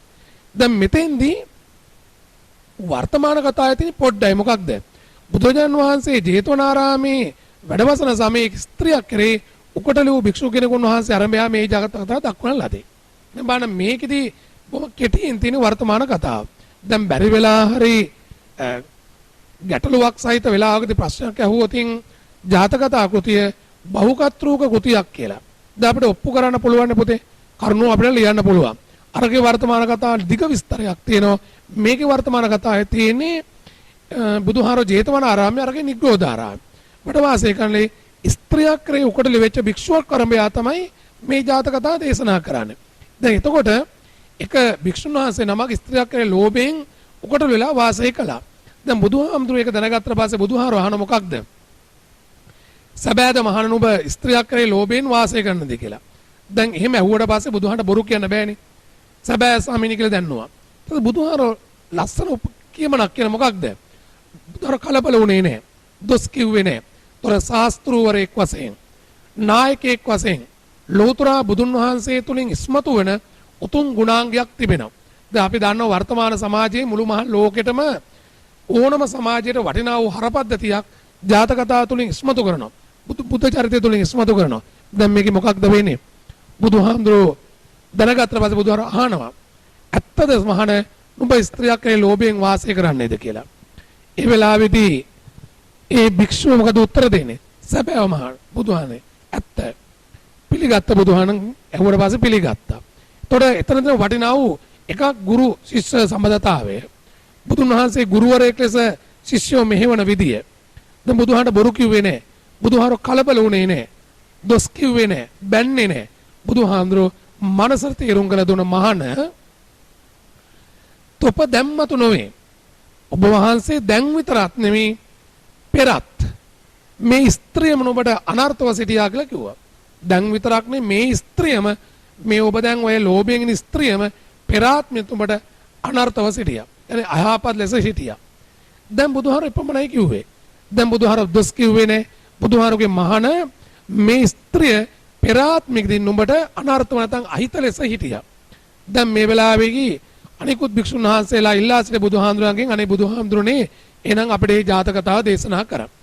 දැන් ඒතර දැන් එච්චරනේ වර්තමාන කතාවේ මේකේ තියෙන්නේ. ඒතර දැන් මේකේ තියෙන ලොකු දෙයක් අපිට ඉගෙන ගන්න පුළුවන් නේ. අපි දන්නවා නිවන් මඟ අරමුණු කරගෙන සීල ප්‍රතිපදාවේ නිරත භික්ෂුන් වහන්සේ නමක් ස්ත්‍රියක් කරේ ආසාවෙන් කල්ගත කළොත් මොකද වෙන කාරණා? එකක් තමයි භික්ෂුන් වහන්සේගේ සීලය පිරිහෙනවා. ඉලක්කයට යන්න බෑ. හිත සංසුම්භාවයක් නැහැ. තොර සියලු දේ විනාශ වෙනවා. තර මේ ගොඩක් කරුණු මේ ස්ත්‍රියක් කරේ ලෝභයෙන් වාසය කළ භික්ෂුවට වෙනවා. හැබැයි ඒක තේරුම් ගත බුදුහාමුදුරුවෝ කලබල නොවි ඒක විමර්ශනය කරලා ඒ භික්ෂුව යහපත් අත්‍ර ගත්තේ බුදුහාරු තාමත් අසිරිමත් ලෙසින්. තොර මේ කතාව ඉස්මතු කරන්නේ ඒක. ඊට පස්සේ ඔන්න කවුරුත් ඉල්ලා සිටි අතීත කතාව දේශනාවේ වර්තමාන කතාවෙන් පස්සේ බුදුහාමුදුරුවෝ අතීත කතාව දේශනා කරනවා. දවන ජාතක කතා ආකෘතියත් එක්ක යන විදිය. අපිට පේන්නේ එකම ක්‍රමේ හැබැයි එකගත්රු කෙනෙක් නෙමෙයි. බහුකත්රුක කෘතියක් කියලා කියන්නේ මේක වෙනස්. ඒ කෙසේ දෙයක්. දැන් පටන් ගන්න විදිය එකයි. යටගේ දාස බරණ බ්‍රහ්මදත්තන රජුරු කෙනෙක් රාජ්‍ය කරන සමේ පටන් ගන්න විදිය එකයි ජාතක කතා දෙකේම. හැබැයි මේකේ වෙන්නේ මොකක්ද? ගන්ධාර කියන දේශයක තක්සලා නුවර දිසාපාමොක් කියලා ආචාර්ය කෙනෙක් හිටියා. දැන් අපි දන්න ගොඩක් අය ඉගෙන ගන්නකොට අපි දැකලා තියෙන පුතේ දැන් සමහර අය වැරදි විදිහට අවබෝධ කරන් තියෙනවා. මුළු ඉන්දියාවට දඹදිවට හිටියේ එක දිසාපාමොක් ඇදුරුතුමා කියලා. එහෙම වෙන්න බෑ පුතේ. එක එක ප්‍රදේශවලට හිටපු ගුරුවරු දිසාපාමොක් කියන නාමයෙන් තමයි හැඳින්නුවේ. ඔවුන් පිළිබඳ සංඥා නාමයෙන් හඳුන්වා තිබුණේ. එතකොට තක්සලා නුවර තමයි ගන්ධාර දේශයේ තක්සලා නුවර හිටපු දිසාපාමොක් කියලා ඒ ගුරුවරයා ආචාර්යවරයා. ඔහු පිළිගත්තගෙන අදට වඩා ඒ ගොඩක් ගුරුවරු හිටියේ නෑ. පිළිගත්ත ප්‍රබල ගුරුවරයෙක්. සියලු ශිල්ප ශාස්ත්‍ර දන්න කෙනෙක්. ඒ පිළිබඳ පරතරට ගිහපු කෙනෙක්. එයා ළඟට ගියා බ්‍රාහ්මණ කුමාරයෙක් ශිල්ප ඉගෙන ගන්න. ඔහු ළඟට ගිහිල්ලා මේ කුමාරයා ගොඩක් දක්ෂ කුමාරයෙක්. ගුරුවරයා ළඟ ඉඳගෙන ඊටා ගුරු භක්තියෙන් යුක්තව ඊටාම දක්ෂ ලෙස ගුරුවරයා ලබා දෙන ශිල්ප ශාස්ත්‍ර ඉගෙන ගත්තා. දැන් ඉගෙනගෙන ඒ ශිල්ප අතරනොත් දුරු ශිල්පය කෙනෙක් ඊටා ප්‍රබල ලෙස ඉගෙන ගත්තා. අපි දන්නවා අත තියෙන්නේ අවියාවුද පුවන් පස්සේ නවීන පන්නේ අවියාවුද ඒ කාලේ රාජකුමාරයෙක් බ්‍රාහ්මණ කුමාරයෙක් ඉගෙනගෙන ප්‍රබලම ශිල්පයක් තමයි දුනු ශිල්පයක දුනු කලාව. ඒතර දුනු කලාව පිළිබඳව හසල දැනුමක් ලැබුවා. ඒතර අපිට මේ චරිතය පිළිබඳව තේරුම් ගන්න ගියොත් බ්‍රාහ්මණ කුමාරයා චරිතය තේරුම් ගන්න ගියොත් ඔහු දක්ෂයෙක්. චරිත කතාවක් කියවලා නැත්නම් කතාව කියවලා අපි වටහා ගන්න ඕන විදිය. ඔහු දක්ෂයෙක්. දක්ෂයෙක් නොවන නම් කෙටි කාලයක් තුල සියලු ශිල්ප ශාස්ත්‍ර වගේම පුතේ අනිත් පැත්තේ මොකද්ද? දුනු ශිල්පය ඉගෙන ඉවර කරන්න බෑ. ඒකෙන් අපිට පුළුවන් චරිත විවරණයක් කරන්න බ්‍රාහ්මණ කුමාරයෙක් කෙනෙක් ගොඩක් දක්ෂ ශිෂ්‍යයෙක්. ඒතර ගුරුවරයා ගොඩක් සතුටු වුණා. ගුරුවරයා සතුටු වෙලා උඩ දුන්නා උපාධි නාමයක් වගේ ගෞරව නාමයක් චුල්ලදනුද්දර කියලා නාමයක් දුන්නා. අදත් අපි දන්නවා පුතේ ඔබ හොඳට දන්නවා හමුදා පුහුණුවක් අවසානයේදී විසිර යනකොට ඒකෙන් හොඳ දක්ෂයෝ තෝරලා දක්ෂයන්ට පදක්කම් දෙනවා සම්මාන දෙනවා. අවිවකේ දක්ෂතා අගයනෝනේ. ඒ වගේ තමයි ඒ කාලේ දුන්න නාමයක් තමයි චුල්ලදනුද්දර කියන ගෞරව නාමයක් උඩ දුන්නා. දැන් ඒකනු නතර වෙන්නේ ඒ කාලේ සම්ප්‍රදායක් තිබුණ පුතේ ඉන්දියානු සමාජය තුළ තමන් ළඟ දක්ෂ ගෝලයෙක් හිටියනම් ඒ හොඳම ගෝලයට පත් වුණාට පස්සේ දක්ෂ ගෝලයට තමන්ගේ වැඩිමල් දුවක් විවාහ වීමට වයසින දුවක් ඉන්නවනම් ගරුත්වයක් ලෙස තෑග්ගක් ලෙස තමන්ගේ දුව විවාහ කරලා දෙනවා. එතකොට ඒ ලබන ගෝලයෝ හිතන්නේ ඒක ගුරුවරයෙක් ලැබුණු වටිනාම තෑග්ගක් ලෙස තමයි සැලකන්නේ. එතකොට ඒක බාර නොගෙන ඉන්නේ ඕන කෙනෙක් අකමැති වුණත් ගුරුවරයා දෙන තෑග්ග ඒ දේ ලබා ගන්නවා. ඒ පිළිබඳ අපිට ලොකු කතා බහක් වෙනම තියෙනවා. අපි ඒ පිළිබඳ සාකච්ඡා කරමු වෙනම. එතකොට දුවත් උඩ ලැබුණා. ඒතර අපිට ඔහුගේ චරිත ලක්ෂණ ගොඩක් කියන්න පුළුවන්. හැබැයි මේකදී අපිට විග්‍රහ කරන්න ඉගෙන ගන්න මම කියන්නේ කතාවක් විග්‍රහ කරනකොට දුවගේ කැමැත්ත තියෙන්නත් පුළුවන්.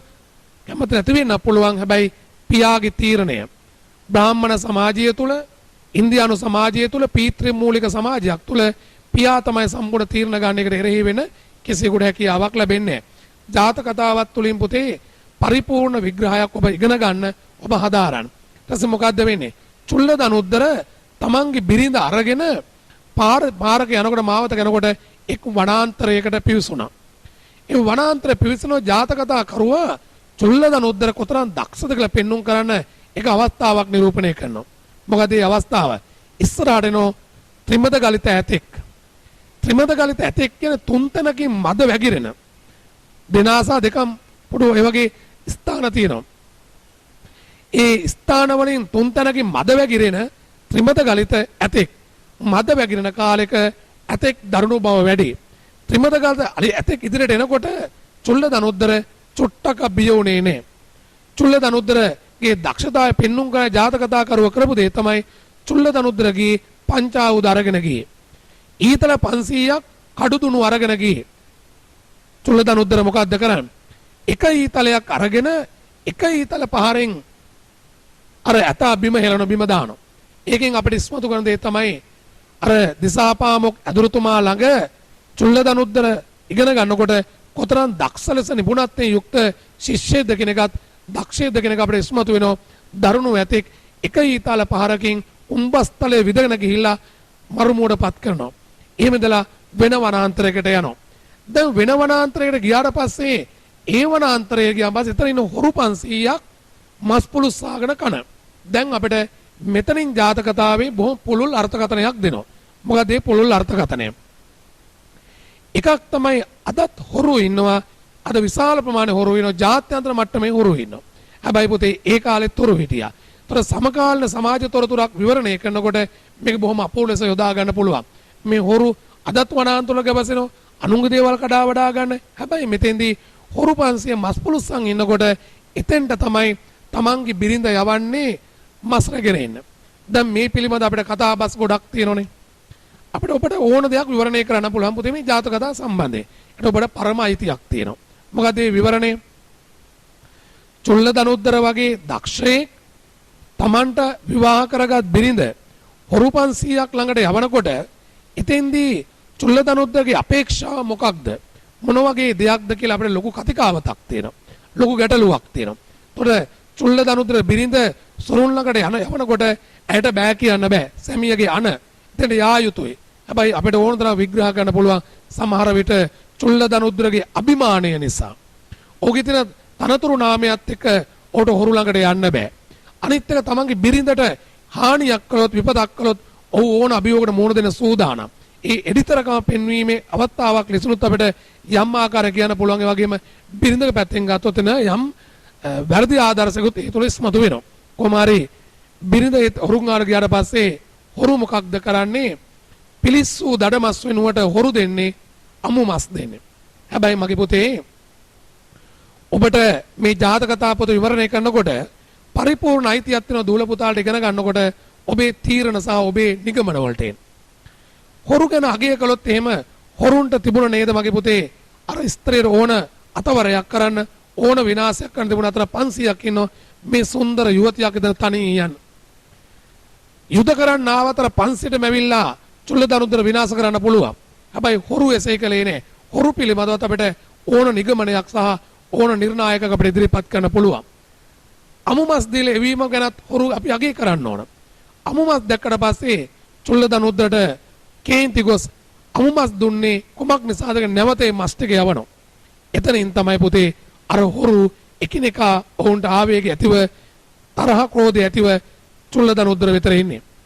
අර හොරු 500න් 499ක් එකිනෙකා ආව පුතේ ඒ කාලේ යුද උපක්‍රම ක්‍රියාවලදී අපි දන්නවා හොරු පිරිසක් අවිචාරවත් පිරිසක් ලෙස හැඳුන්වුවත් චුල්ලදනුද්දර විචාරවත් පිරිස ලෙස හැඳුන්වුවත් හැබැයි විචාර සහ අවිචාර කරන මේ කොටස් දෙකෙන් දෙකොට්ටාසම යුද්ධ කළේ පුතේ ඒ ගෞරවනීය විදියට.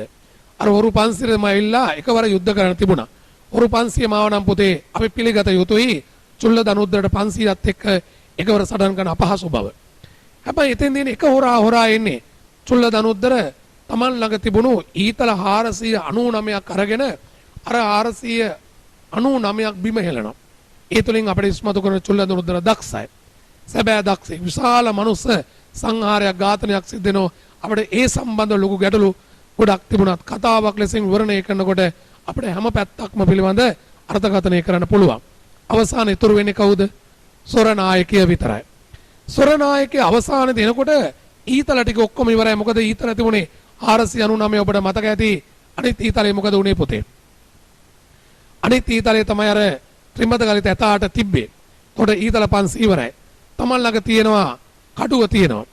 තර හොර නායකයා ඉදිරියට ආවට පස්සේ හොර නායක සමහර විට උසමහත ප්‍රතාපවත් සහ වෙනස් විදිහේ චරිතයක් ලෙසින් මෙතනට එන්න පුළුවන්. තර ඔහු ආවට පස්සේ මොකද වෙන්නේ? දෙදෙනා සටන් කරනකොට චුල්ලදනුද්දර තමන්ගේ කඩුව දෙනවා තමන්ගේ බිරිඳ අතට. චුල්ලදනුද්දර තමන්ගේ කඩුව දෙනවා තමන්ගේ බිරිඳ අතට. දෙන්න සටන් කරනකොට මෙතෙන්දී අන්තිමේදී චුල්ලදනුද්දර සොරනායකගේ බිම දමා ඔහු පාලනය කරගෙන බිරිඳගෙන් කඩුව ඉල්ලනෝ සොඳුර මට කඩුව දෙන්න මොහුගේ බෙල්ල හිස ගසා දමන. දැන් අපි කතාව අහන් ඉන්න ඔබ ඕන කෙනෙක් හිතන්න පුළුවන් මොකක්ද? කඩුව ඇය දෙයි කියලා. අපි කතාවෙන් අපේක්ෂා කරන්නේ තමන්ගේ සැමියට කඩුව දී යුතුයි. මොකද හේතුව තමන් සහ තමන්ගේ සැමිය මරන්න පැමිණි පිරිස පරාජය කළ යුතුයි කියලා. නමුත් මේ කතාවේදී ජාතක කතා කරුවා ස්ත්‍රිය පිළිබඳව දකින්නේ පැරණි චින්තනයකින්. ඍණාත්මක විදිහට ස්ත්‍රිය පිළිබඳව මේක දැකලා තියෙන්නේ. ඉතින් මොකක්ද සිද්ධ වෙන්නේ? අය සොරනායකය දුටු විට සොරා පිළිබඳව ඇය තුළ හැඟීමක් ආසාවක් පහළ වෙන්න පුළුවන්. එහෙම පහළ වෙලා කඩුව දෙනවා සොරනායකයට, කඩු මිට දෙනවා තමන්ගේ සැමියට. එක්වර සොරෙකුගේ ක්‍රියාවලිය තමයි පුතේ ආදරය කරුණාව සෙනෙහස නෙමෙයි. සොරෙක් උත්සාහ දරන්නේ කොමන හෝ ක්‍රමයකින් එතනින් බේරලා මිදලා යන්න. අනපේක්ෂිත ලෙස නොපැතූ විදිහේ මොහොතේ දුටු මේ ස්ත්‍රිය කුමාරිකාව තමන්ගේ අතට කඩුව දුන්නා බං එක ක්ෂණයෙන් මොකද උනේ? කඩුව අරගෙන චුල්ලදනුද්දර හිස ගසා දාන හොර නායකයා. දැන් බලන්න මේ අවස්ථා සිද්ධ නිරූපණය ප්‍රබල අවස්ථා සිද්ධ නිරූපණයක් පිළිබඳව අවර්තකථනය කරගන්න, අවබෝධ කරගන්න. දැන් මේ ස්ත්‍රියගේ ප්‍රතිපක්තිය කියන එක ඒ මොහොතේ පොඩ්ඩක් තිබුණේ නෑ.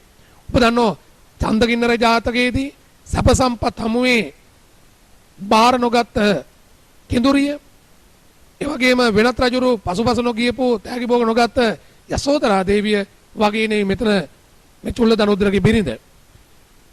තමන්ගේ සැමියා දන්නේ කුඩා කාලේ ඉඳලා බොහෝ කාලයක් ඉඳලා දන්න සැමියා විවාහ කරගෙන සැමියාත් එක්ක යනකොට ඒ මොහොතේ දුටු සොරා දැකලා සොරා පිළිබඳ රාගික සිතුවිල්ල පහළ වෙලා ඔහු පිළිබඳ ආසාව ඇති වෙලා ඌට කඩුව දුන්නා. ඒ නිසා සිද්ධ වුණේ මොකක්ද? තමාගේ සැමියා මරුමුවටපත් වීම. ඒතර ඇගේ සිතුවිලි මොන වගේද? ඇගේ සිත්සතන් මොන වගේද කියලා අපිට තේරුම් ගන්න පුළුවන්. පොතේ වර්තමානට ගලපන්න මේ කතා වස්තුව වර්තමාන ගැලපුවොත් කොහොමද සිද්ධ වෙන්නේ? අපි දන්නවා වර්තමාන උනත් බොහෝ කාලයක් එකට ජීවත් වෙන තමාගේ සැමියා මරා දමන්නට අනුයන් සැමියන් කරා මෙහෙවන පුජ්‍යලියෝ මොනතරම් ඉන්නවද? සමහරට මේ බස් රථයේ ගමන් කරනකොට, ත්‍රිවිල් රථයේ ගමන් කරනකොට, යම්කිසි ස්ථාන රැඳී ඉන්නකොට සුළු වේලාවක් දුටු පුජ්‍යලයන් පිළිබඳව ආසාවන් පහළ වෙලා තමන්ගේ දරු මල්ලන් සැමියන් අත්තර දාලා යන පිරිස් කොතරම් ඉන්නවද පුතේ? සමහර දුරකථනය තුලින් නොහඳුනන පුජ්‍යලයෙක්ගේ එක කෙටිපණිවුඩයක් දැකලා, පින්තූරයක් දැකලා ඒ අරා විශ්වාස ගොඩනගාගෙන තමගේ සැමියන් හැරදා යන පමණක් නෙමෙයි, සැමියා මරුමුවට පත් කරන සිය නිවෙස්වල දොරව පවා හැර දබා තිබෙන, ඒ වගේම ඊට ඉඩකඩ සලසා තිබෙන, වසවිස දමා මරුමුවට පත් කරන අන් සැමියන් ප්‍රධාන විශ්වාසය කරගෙන ඒ මත නැහෙන ඕනතරම් දෙනා වර්තමාන සමාජයේ ඉන්නවා. ඔබට පුතේ යසෝදරා දේවියගේ චරිතයයි සඳකිඳුරියගේ චරිතයයි එක්කම මේ කුමාරිකාවගේ චරිතයත් නැත්නම් චුල්ලදනුද්දරගේ බිරිඳ චරිතයත් වර්තමාන සමාජයේ ඕනතරම් පුතේ ඉන්නවා. විවාහ ජීවිතයට අපේක්ෂා කරන තරුණ පුතුන්, ඒ වගේම තරුණ දූවරු මේ දෙපක්ෂයම පිළිබඳ කරුණු අවබෝධ කරගත යුතුයි පුතේ. එහෙම අවබෝධ කරගත්තන් පස්සේ අපිට ජීවිතේ මහඟු උපදේශයක් ලැබෙනවා. අවසානයේ මොකද වෙන්නේ? අපිට තේරුම් ගන්න පුළුවන් සොර නායකයා චුල්ලදනුද්දර මරලා ගංගාවට යනවා. ගංගාවට ගියාට පස්සේ ඔහු කල්පනා කරන මේ වැදගත් පණිවුඩයක් දෙන මොකද්ද? බාලකල පටන් පරණ පුරුදු පුරුෂයා මරවා මා කරේ ලෝභ කළාය. ඉදිරියේ අනිත් පුරුෂයෙකු දුටත් මේ කරන මානයයි සිතා මගින් මට ප්‍රයෝජන නැත. පුතේ මෙන්න මේ වාක්‍ය ඔබට පස්සේ ඉගෙන ගන්න තියෙන කඩපාඩම් කරන්න තිබෙනවා. මුළු මහත් ලෝකයක් මුළු මහත් සමාජයක් මුළු මහත් සමාජ පද්ධතියක් පුතේ හරවත් කරන යහපත් කරන වටිනා උපදේශයක් මේ. අපි අවිචාරවත් කර සලකන නරකයි කියලා සලකන හොරේ සිතට පහළ වෙන වටිනා ගුණාංගයක් පුතේ. හොරාට තිබුණ පුතේ ඒ වෙලාවේ මේරු ඇති කුමාරිකාව අතොරෙල්ලක් කරන්න ඒ වගේම විනාශ කරලා දාන්න ඕන දෙයක් කරන්න හැකියාව තිබුණා. හැබැයි හොරා වුණත් එවැනි තත්ත්වයේ වැරදි ක්‍රියාකාරම් වලට ගියේ නෑ. ඔහු කල්පනා කරනවා මම කුඩා කාලේ ඉඳලා දන්න තමන්ගේ සැමිය හොඳට අඳුරනවා. ඉගෙන ගන්න ආපු කාලේ ඉඳලා අඳුරනවා. යාළුවෙක් ලෙස ඉන්නේ නැති. විවාහ කර දුන්න පස්සේ සැමියා මේ සියල්ල එක ජීවත් වෙච්ච ඇය එක මොහොතක් තුළ දුටුව මාව පිළිබඳ ආසාව ඇති වෙලා තමන්ගේ සැමිය මරන්න කඩුව දුන්න නම් කවදා හරි වෙනත් පුජ්‍යලයක් දැක්කට පස්සේ ඔහු මරන්නත් ඔහු මාව මරන්නත් ඔහුට කඩුව දෙන්න පුළුවන්.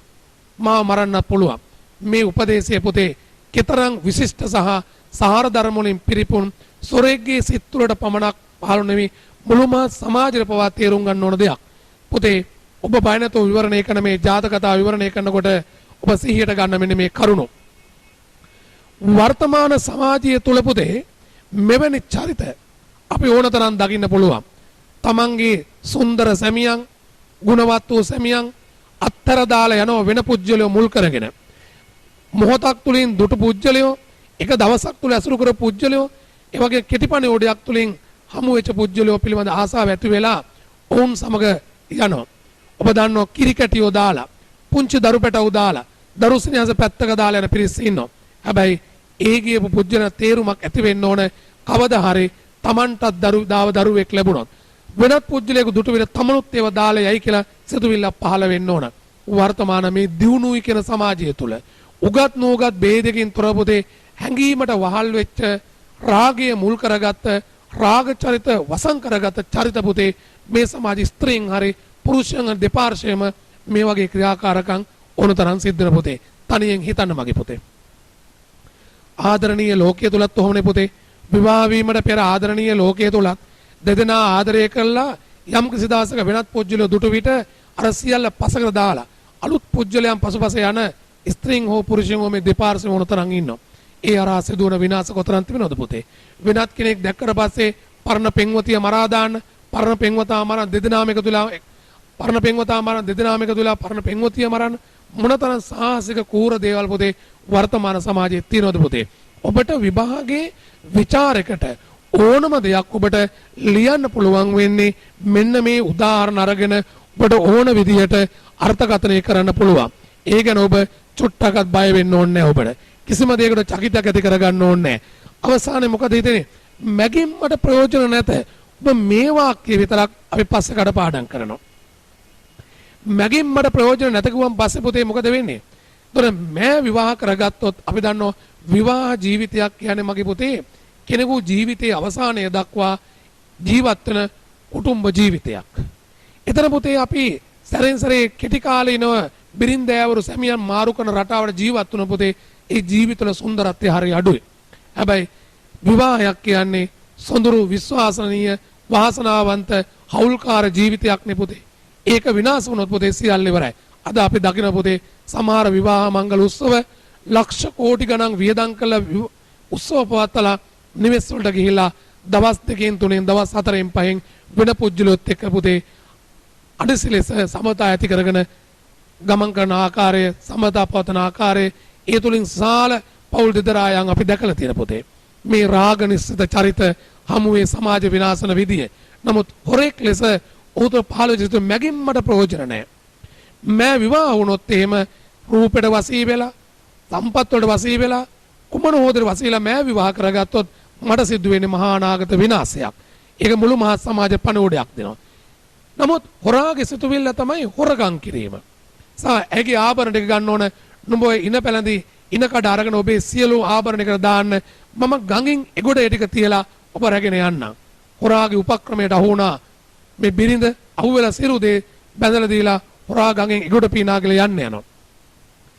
මේ අහනවා ඇයි ඔබ මම රැගෙන යන්නේ නැද්ද? ඔබ මම රැගෙන යන්නේ නැද්ද? ඊට පස්සේ මොකද කියන්නේ? දැන් එළියට ගිහිල්ලා කියනවා තොපගේ පරණ සමනන්ට කළ දෑ දුටු කල මට තමාම වේදයි. ටිකෙන් මට ප්‍රයෝජන නැහැ.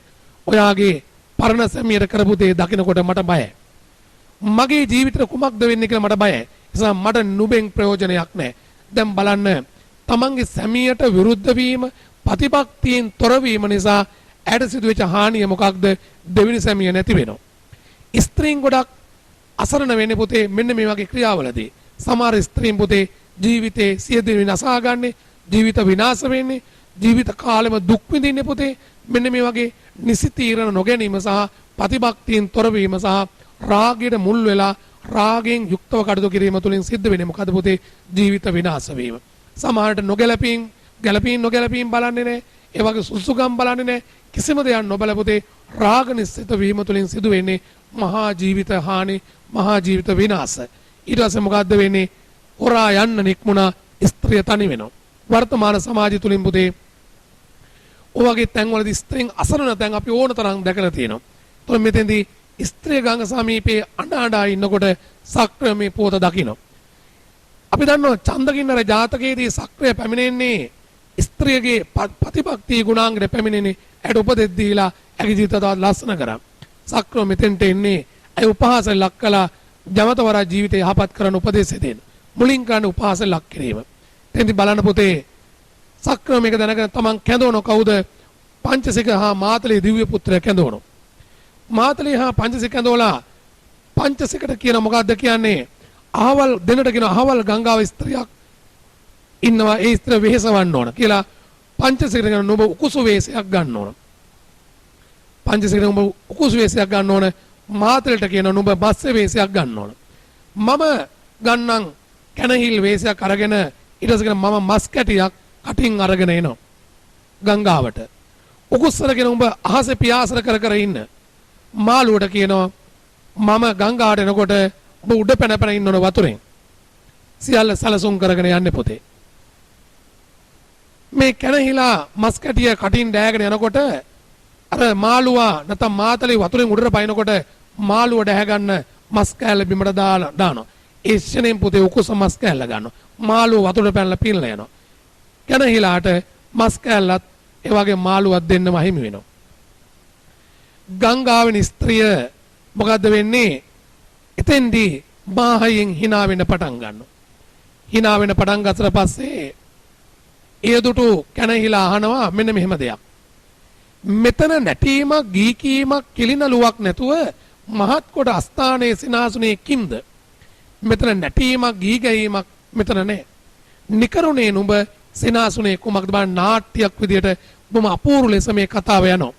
අවසානයේදී ඒ ස්ත්‍රිය කියනවා ඔයා කටින් දැහැගෙන ආපු මස් කෑල්ල නැති වුණාට මාළුවක් නැතු වුණා. දෙකම නැතු වුණා ඔබට. එහෙම උපහාසයට hina වුණා. දැන් බලන්න ජාතකතා කරුවෙක් ලෙස මොනතරම් නිර්මාණශීලීව මේ කතාවත්ව කතා වින්‍යාසයක් ඇතුව ගොඩනගා ගත්තද කියලා අපි තේරුම් ගන්න පුළුවන් කොහොමද? ඒ වෙලාවේ කියන ක්‍රමයක් කරහා අවස්ථාවක් කරහා අන් අය උපහාස ලක්කන විදිය බලන්න. තොප මට සිනාසෙන කාරණා කිම්ද? ඇයි ඔබ මට hina වෙන්නේ? ඇයි ඔයා මට hina වෙන්නේ? ඊට පස්සේ කියනවා ඔයාගේ මුල් සැමියාත් නැහැ, දෙවෙනි සැමියාත් නැතුව දෙන්නම අහිමිව ඉන්න නුඹද මට උපහාස ලක් කරන්නේ. hina වෙන්නේ.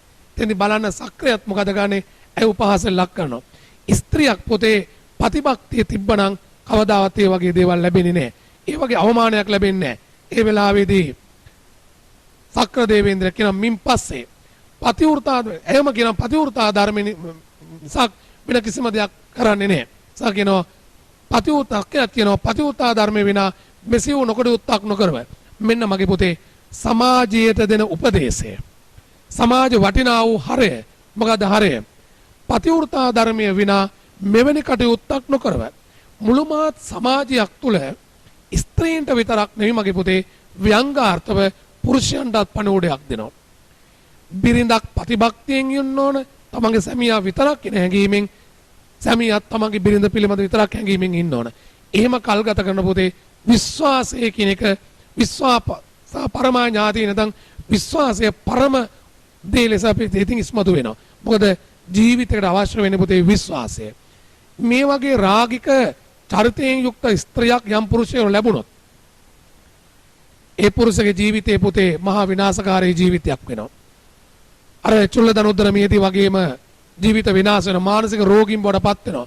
දරුණු පුජ්‍යලයන් බවටපත් වෙනවා. අපි දන්නවා සමහර ස්ත්‍රීන්ගේ වැරදි නිසා සැමියන් දරුණු වීම නිසා සමහර ඝාතන සිදු වී සිරගත වෙනවා. ඒ නිසා මේකෙන් උගන්න පණුවඩය තමයි පුතේ ස්ත්‍රීන්ට තමන් කෙබඳු චරිතයක් වුණත් ප්‍රතිභක්තිය කියන උතුම් ගුණාංගය ආරක්ෂා කරගත යුතුයි. කාමයට රාගයට වහල් වෙන්න හොඳ නැහැ. රාගයට වහල් වෙන්න හොඳ නැහැ. එහෙම වුණොත් වෙන්නේ මොකද?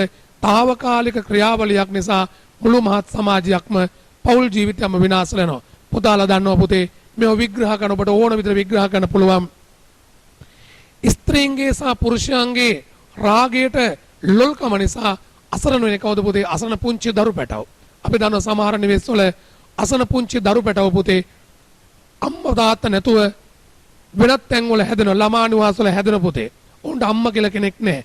තාත්තා කියලා කෙනෙක් නැහැ. උන් වැරදි මග ගිහිල්ලා. උන් පිළිබඳව හැඟීමක් නැහැ. එතකොට පුතේ අපි තේරුම් ගත යුතු දේ තමයි රාගය මොනතරම් පුතේ ජීවිත විනාශ කරනවද? සමාජ සම්බන්ධතා බිඳහරිනවද පුතේ? ඒ වගේම රාගය තුළින් ප්‍රතිභක්තිය නැතිවීම තුළින් මොනතරම් පුතේ සමාජයක් අඳුරු කරනවද කියලා අපිට තේරුම් ගන්න පුළුවන්. මේ ජාතක කතාව හරහා අපිට අවසානයේ උගන්වන්නේ ප්‍රතිභක්තිය හරහා කුටුම්බ සංරක්ෂණයක්, ඒ වගේ කුටුම්බ ආලෝකයක්, දුවදරුවන්ගේ ආලෝකයක්, සුන්දරත්වයක් පුතේ ගොඩනගා ගන්න පුළුවන්. අපි ඉන්නේ පුතේ 21 වන සියවසේනේ. අපිට බුද්ධිය, දැනුම තියෙනවා, ඒ වගේම තර්කය තියෙනවා. අපිට වැරදි අඩුපාඩුකම් හදා ගන්න පුළුවන්, සාකච්ඡා කළ ඕන දෙයක් කරගන්න පුළුවන් පුතේ. මෙන්න මේ උපදේශ මාලාව මේ ජාතක කතා තුලින් කියා දෙනවා. මේ ජාතක කතා පුතේ අවසන් කරන්නේ බලන අර සමෝදානය. මොකද සමෝදානයේ ඉන්නේ උකටලී වෙච්ච භික්ෂුන් වහන්සේ දැන් මේක අහලා පුතේ සෝවන් වෙනවා. දපඩ මේ දෙක සංසන්දනය කරන්න පුළුවන් බුදුහාර ගුරුවරයෙක් ලෙස. බුදුහාර එසේ නොකරනම් පුතේ මේ භික්ෂුව සෝවන් වෙන්නේ නැහනේ. මේ භික්ෂුව නම් රාගේ නිරදිලා උකටලී වෙලා භික්ෂූත්වය හැරදමා යන්න පුළුවන්. තමට සෝවන් ඵල ලබා නොගන්න පුළුවන්. ජීවිතේ වෙන පැත්තට යන්න පුළුවන්. බුදුන් වහන්සේ ගුරුවරයෙක් ලෙස කටයුතු කරපු විදිය. ඊට පස්සේ පුතේ මොකද මේ චුල්ලදනුද්දර කියන්නේ මේ භික්ෂුවමයි. ඒ කාලේ ස්ත්‍රී නම් මේ ස්ත්‍රියමයි. ඒ කාලේ සක්‍රිය තමයි බුදු වෙච්ච මම. මෙන්න පුතේ කතාව සමෝදානය කරනවා. මේ කතාව තුලින් අවසන් වෙන පුතේ ඔබට පුළුවන් මේ කතාවත් අර චුල්ලදනුද්දර ජාතක කතාවත් තඳකිඳුරු ජාතක කතාව වගේම සංසන්දනය කළා, විමර්ශනය කළා ඔබට වෙනම හදාරන්න පුළුවන්. බලන්න ඊට පස්සේ පුතේ මේකේ ගැටපද වෙන දාගෙන ගොඩක් ගැටපද වෙන අවශ්‍ය නැහැ පුතේ මේක ගොඩක් සරලයි.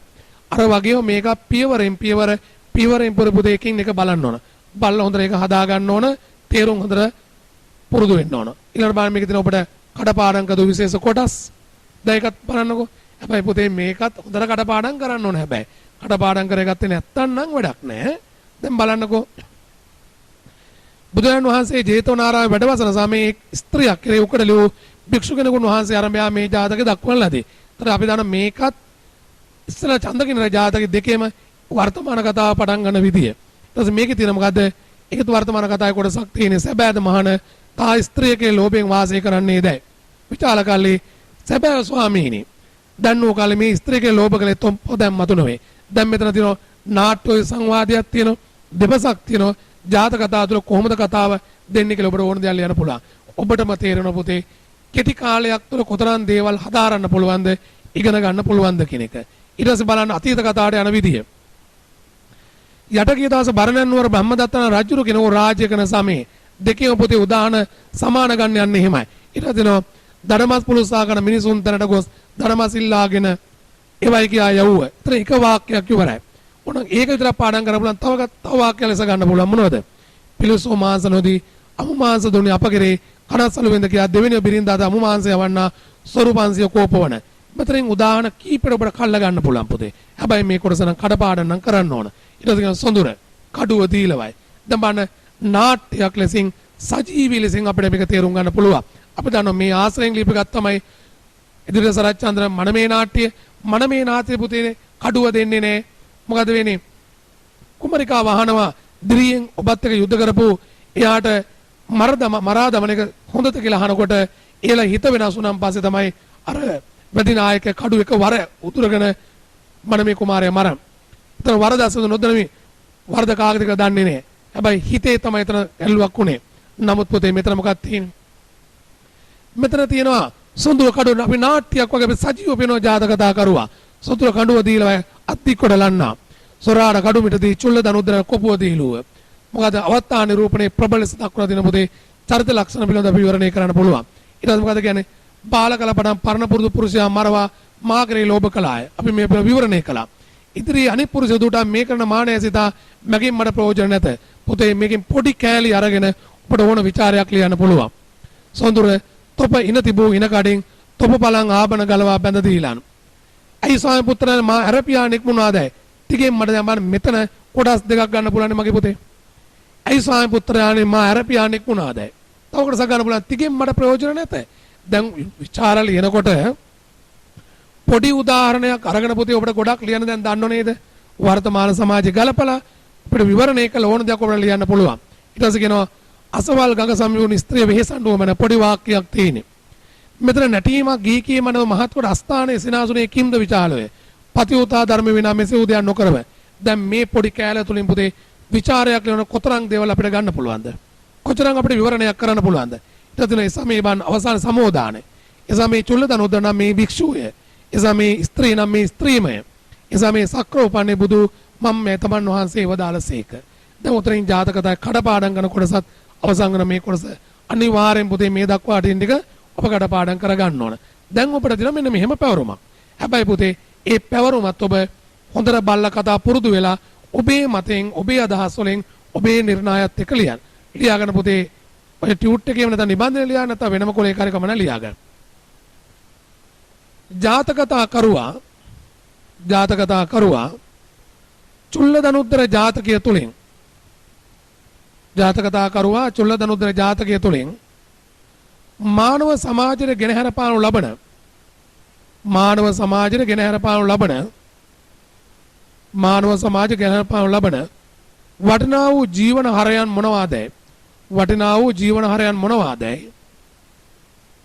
වටිනා වූ ජීවන හරයන් මොනවාදයි නිදසුන් සහිතව පහදන්. හරි. දැන් ඔය ਵਿਚාරේ පොතේ දැන් ඔය හැඳින්වීම ඔබේ මතය අනුව ඔබ ලියන්න ඕන. පොත බලාගෙන පොතේ කතාව නෙමෙයි ඔබේ නිර්ණායක අරගෙන ඔබේ මත අරගෙන ඔබේ අදහස් අරගෙන වර්තමාන සමාජයත් එක්ක මේ කතාවත් අරගෙන ඔබට ඕන විදිහට ලියන්න ඕන. උතනින් පොතේ ඒ කතාව ඉවරයිනේ. දැන් ඔබට විශේෂ විදියක් තියලා ඉගෙන ගන්න. මෙන්න මේක තමයි මගේ මේ ගෝලීය වසංගතය හමුවේ ඔබට මේ ඔන්ලයින් ක්‍රමයෙන් පුතේ උපුල් සර් ඔබට සිංහල උගන්වන පළමු වතාවට. හැබැයි පුතේ පන්ති හිටු වගේම වැඩ ටික කරෙන්න ඕන. හැබැයි ඔය එකක්වත් ඔබට මග අරින්න බෑ. මේ විෂය නිර්දේශ ඒ විදිහට ඔබට ආවරණය වෙන්න ඕන. මම මීට අමතරව පුතේ ඔබට වෙනත් මාර්ග මගින් ඔබට පාඩම් ටික ලබා දෙනවා.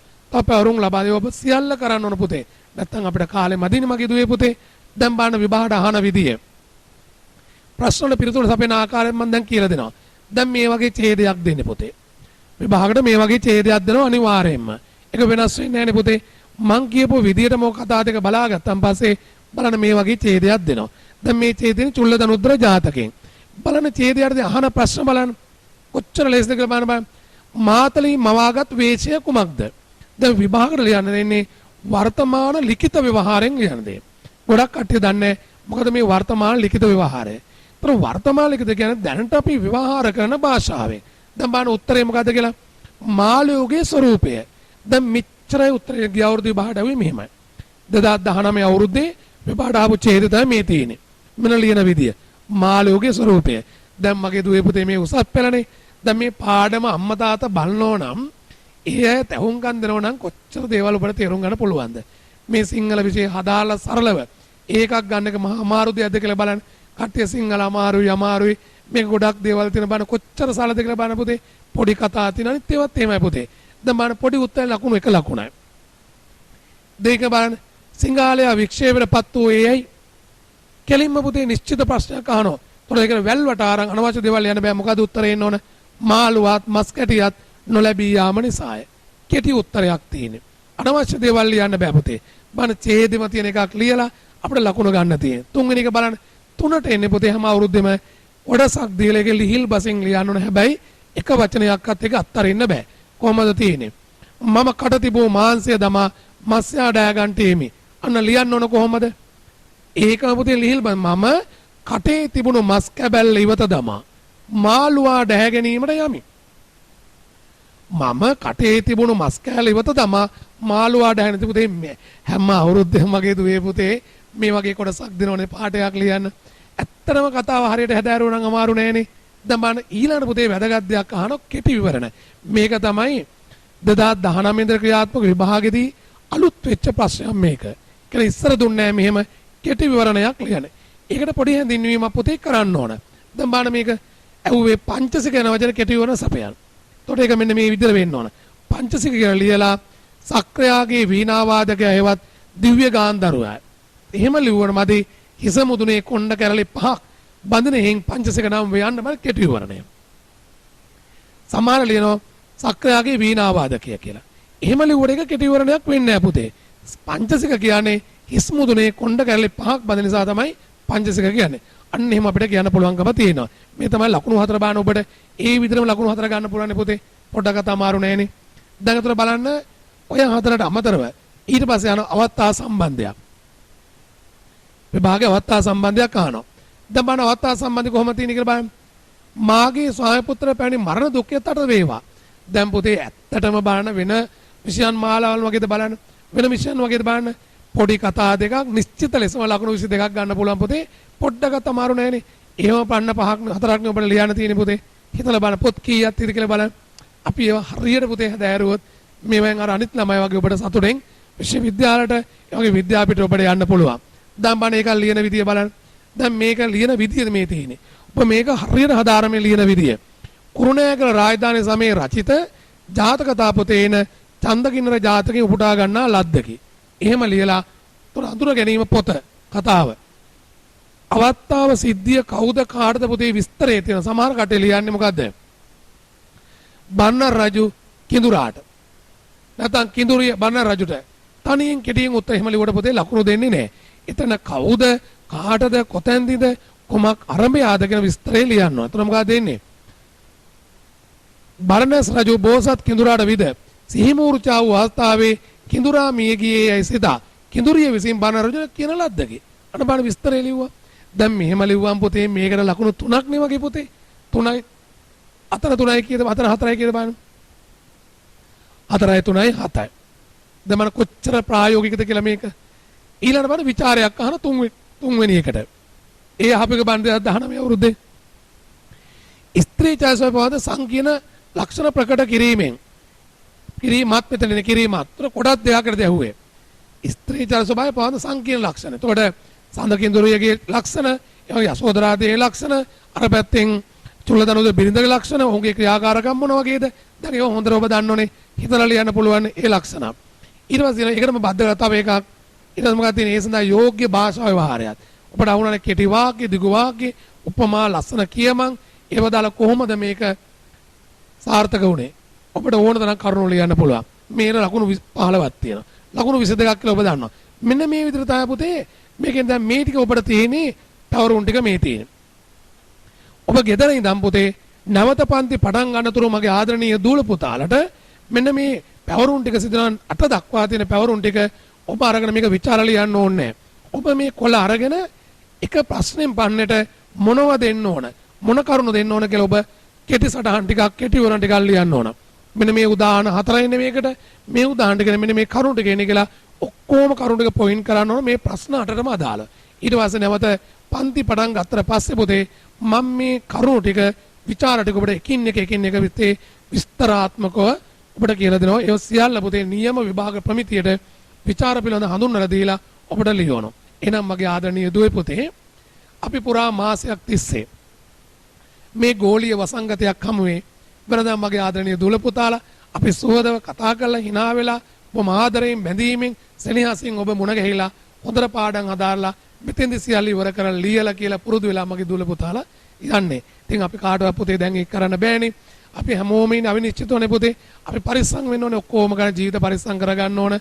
නිවසියම් පරිස්සම් කර ඔබ සෞඛ්‍ය ආරක්ෂක සුරක්ෂිතව ඉන්න පුතේ කොහෙවත් යන්න එපා. සෞඛ්‍ය අමාත්‍යාංශ දෙන උපදෙස් පුතේ නිසි ආකාර පිළිපදින්න පුතේ. ඒ අනුව ඔබ ජීවත් වෙන්න. ඒ අතර පුතේ නිවෙස් වලට වෙලා ආරක්ෂිතව ඉන්න ගමන් ඔය පැවරුම් ටික හොඳට කරන්න මගේ පුතේ. හොඳට පොත් ටික කියවන්නකෝ. හොඳට අභ්‍යාස ටික කරන්නකෝ. හොඳට පැවරුම් ටික කියන්නකෝ. හොඳට නිරන්තරයෙන් බාන පුතේ. ඒතර ඔබට කිසිම දෙයක් ප්‍රශ්නයක් ඇති වෙන්නේ නැහැ. එහෙනම් මගේ ආදරණීය දෝල පුතාලට හැමෝටම සම්මා සම්බුදු සරණයි. හොඳින් අභ්‍යාසය පැවරුම් ටික කරලා හොඳින් වැඩ ටික කරන්න.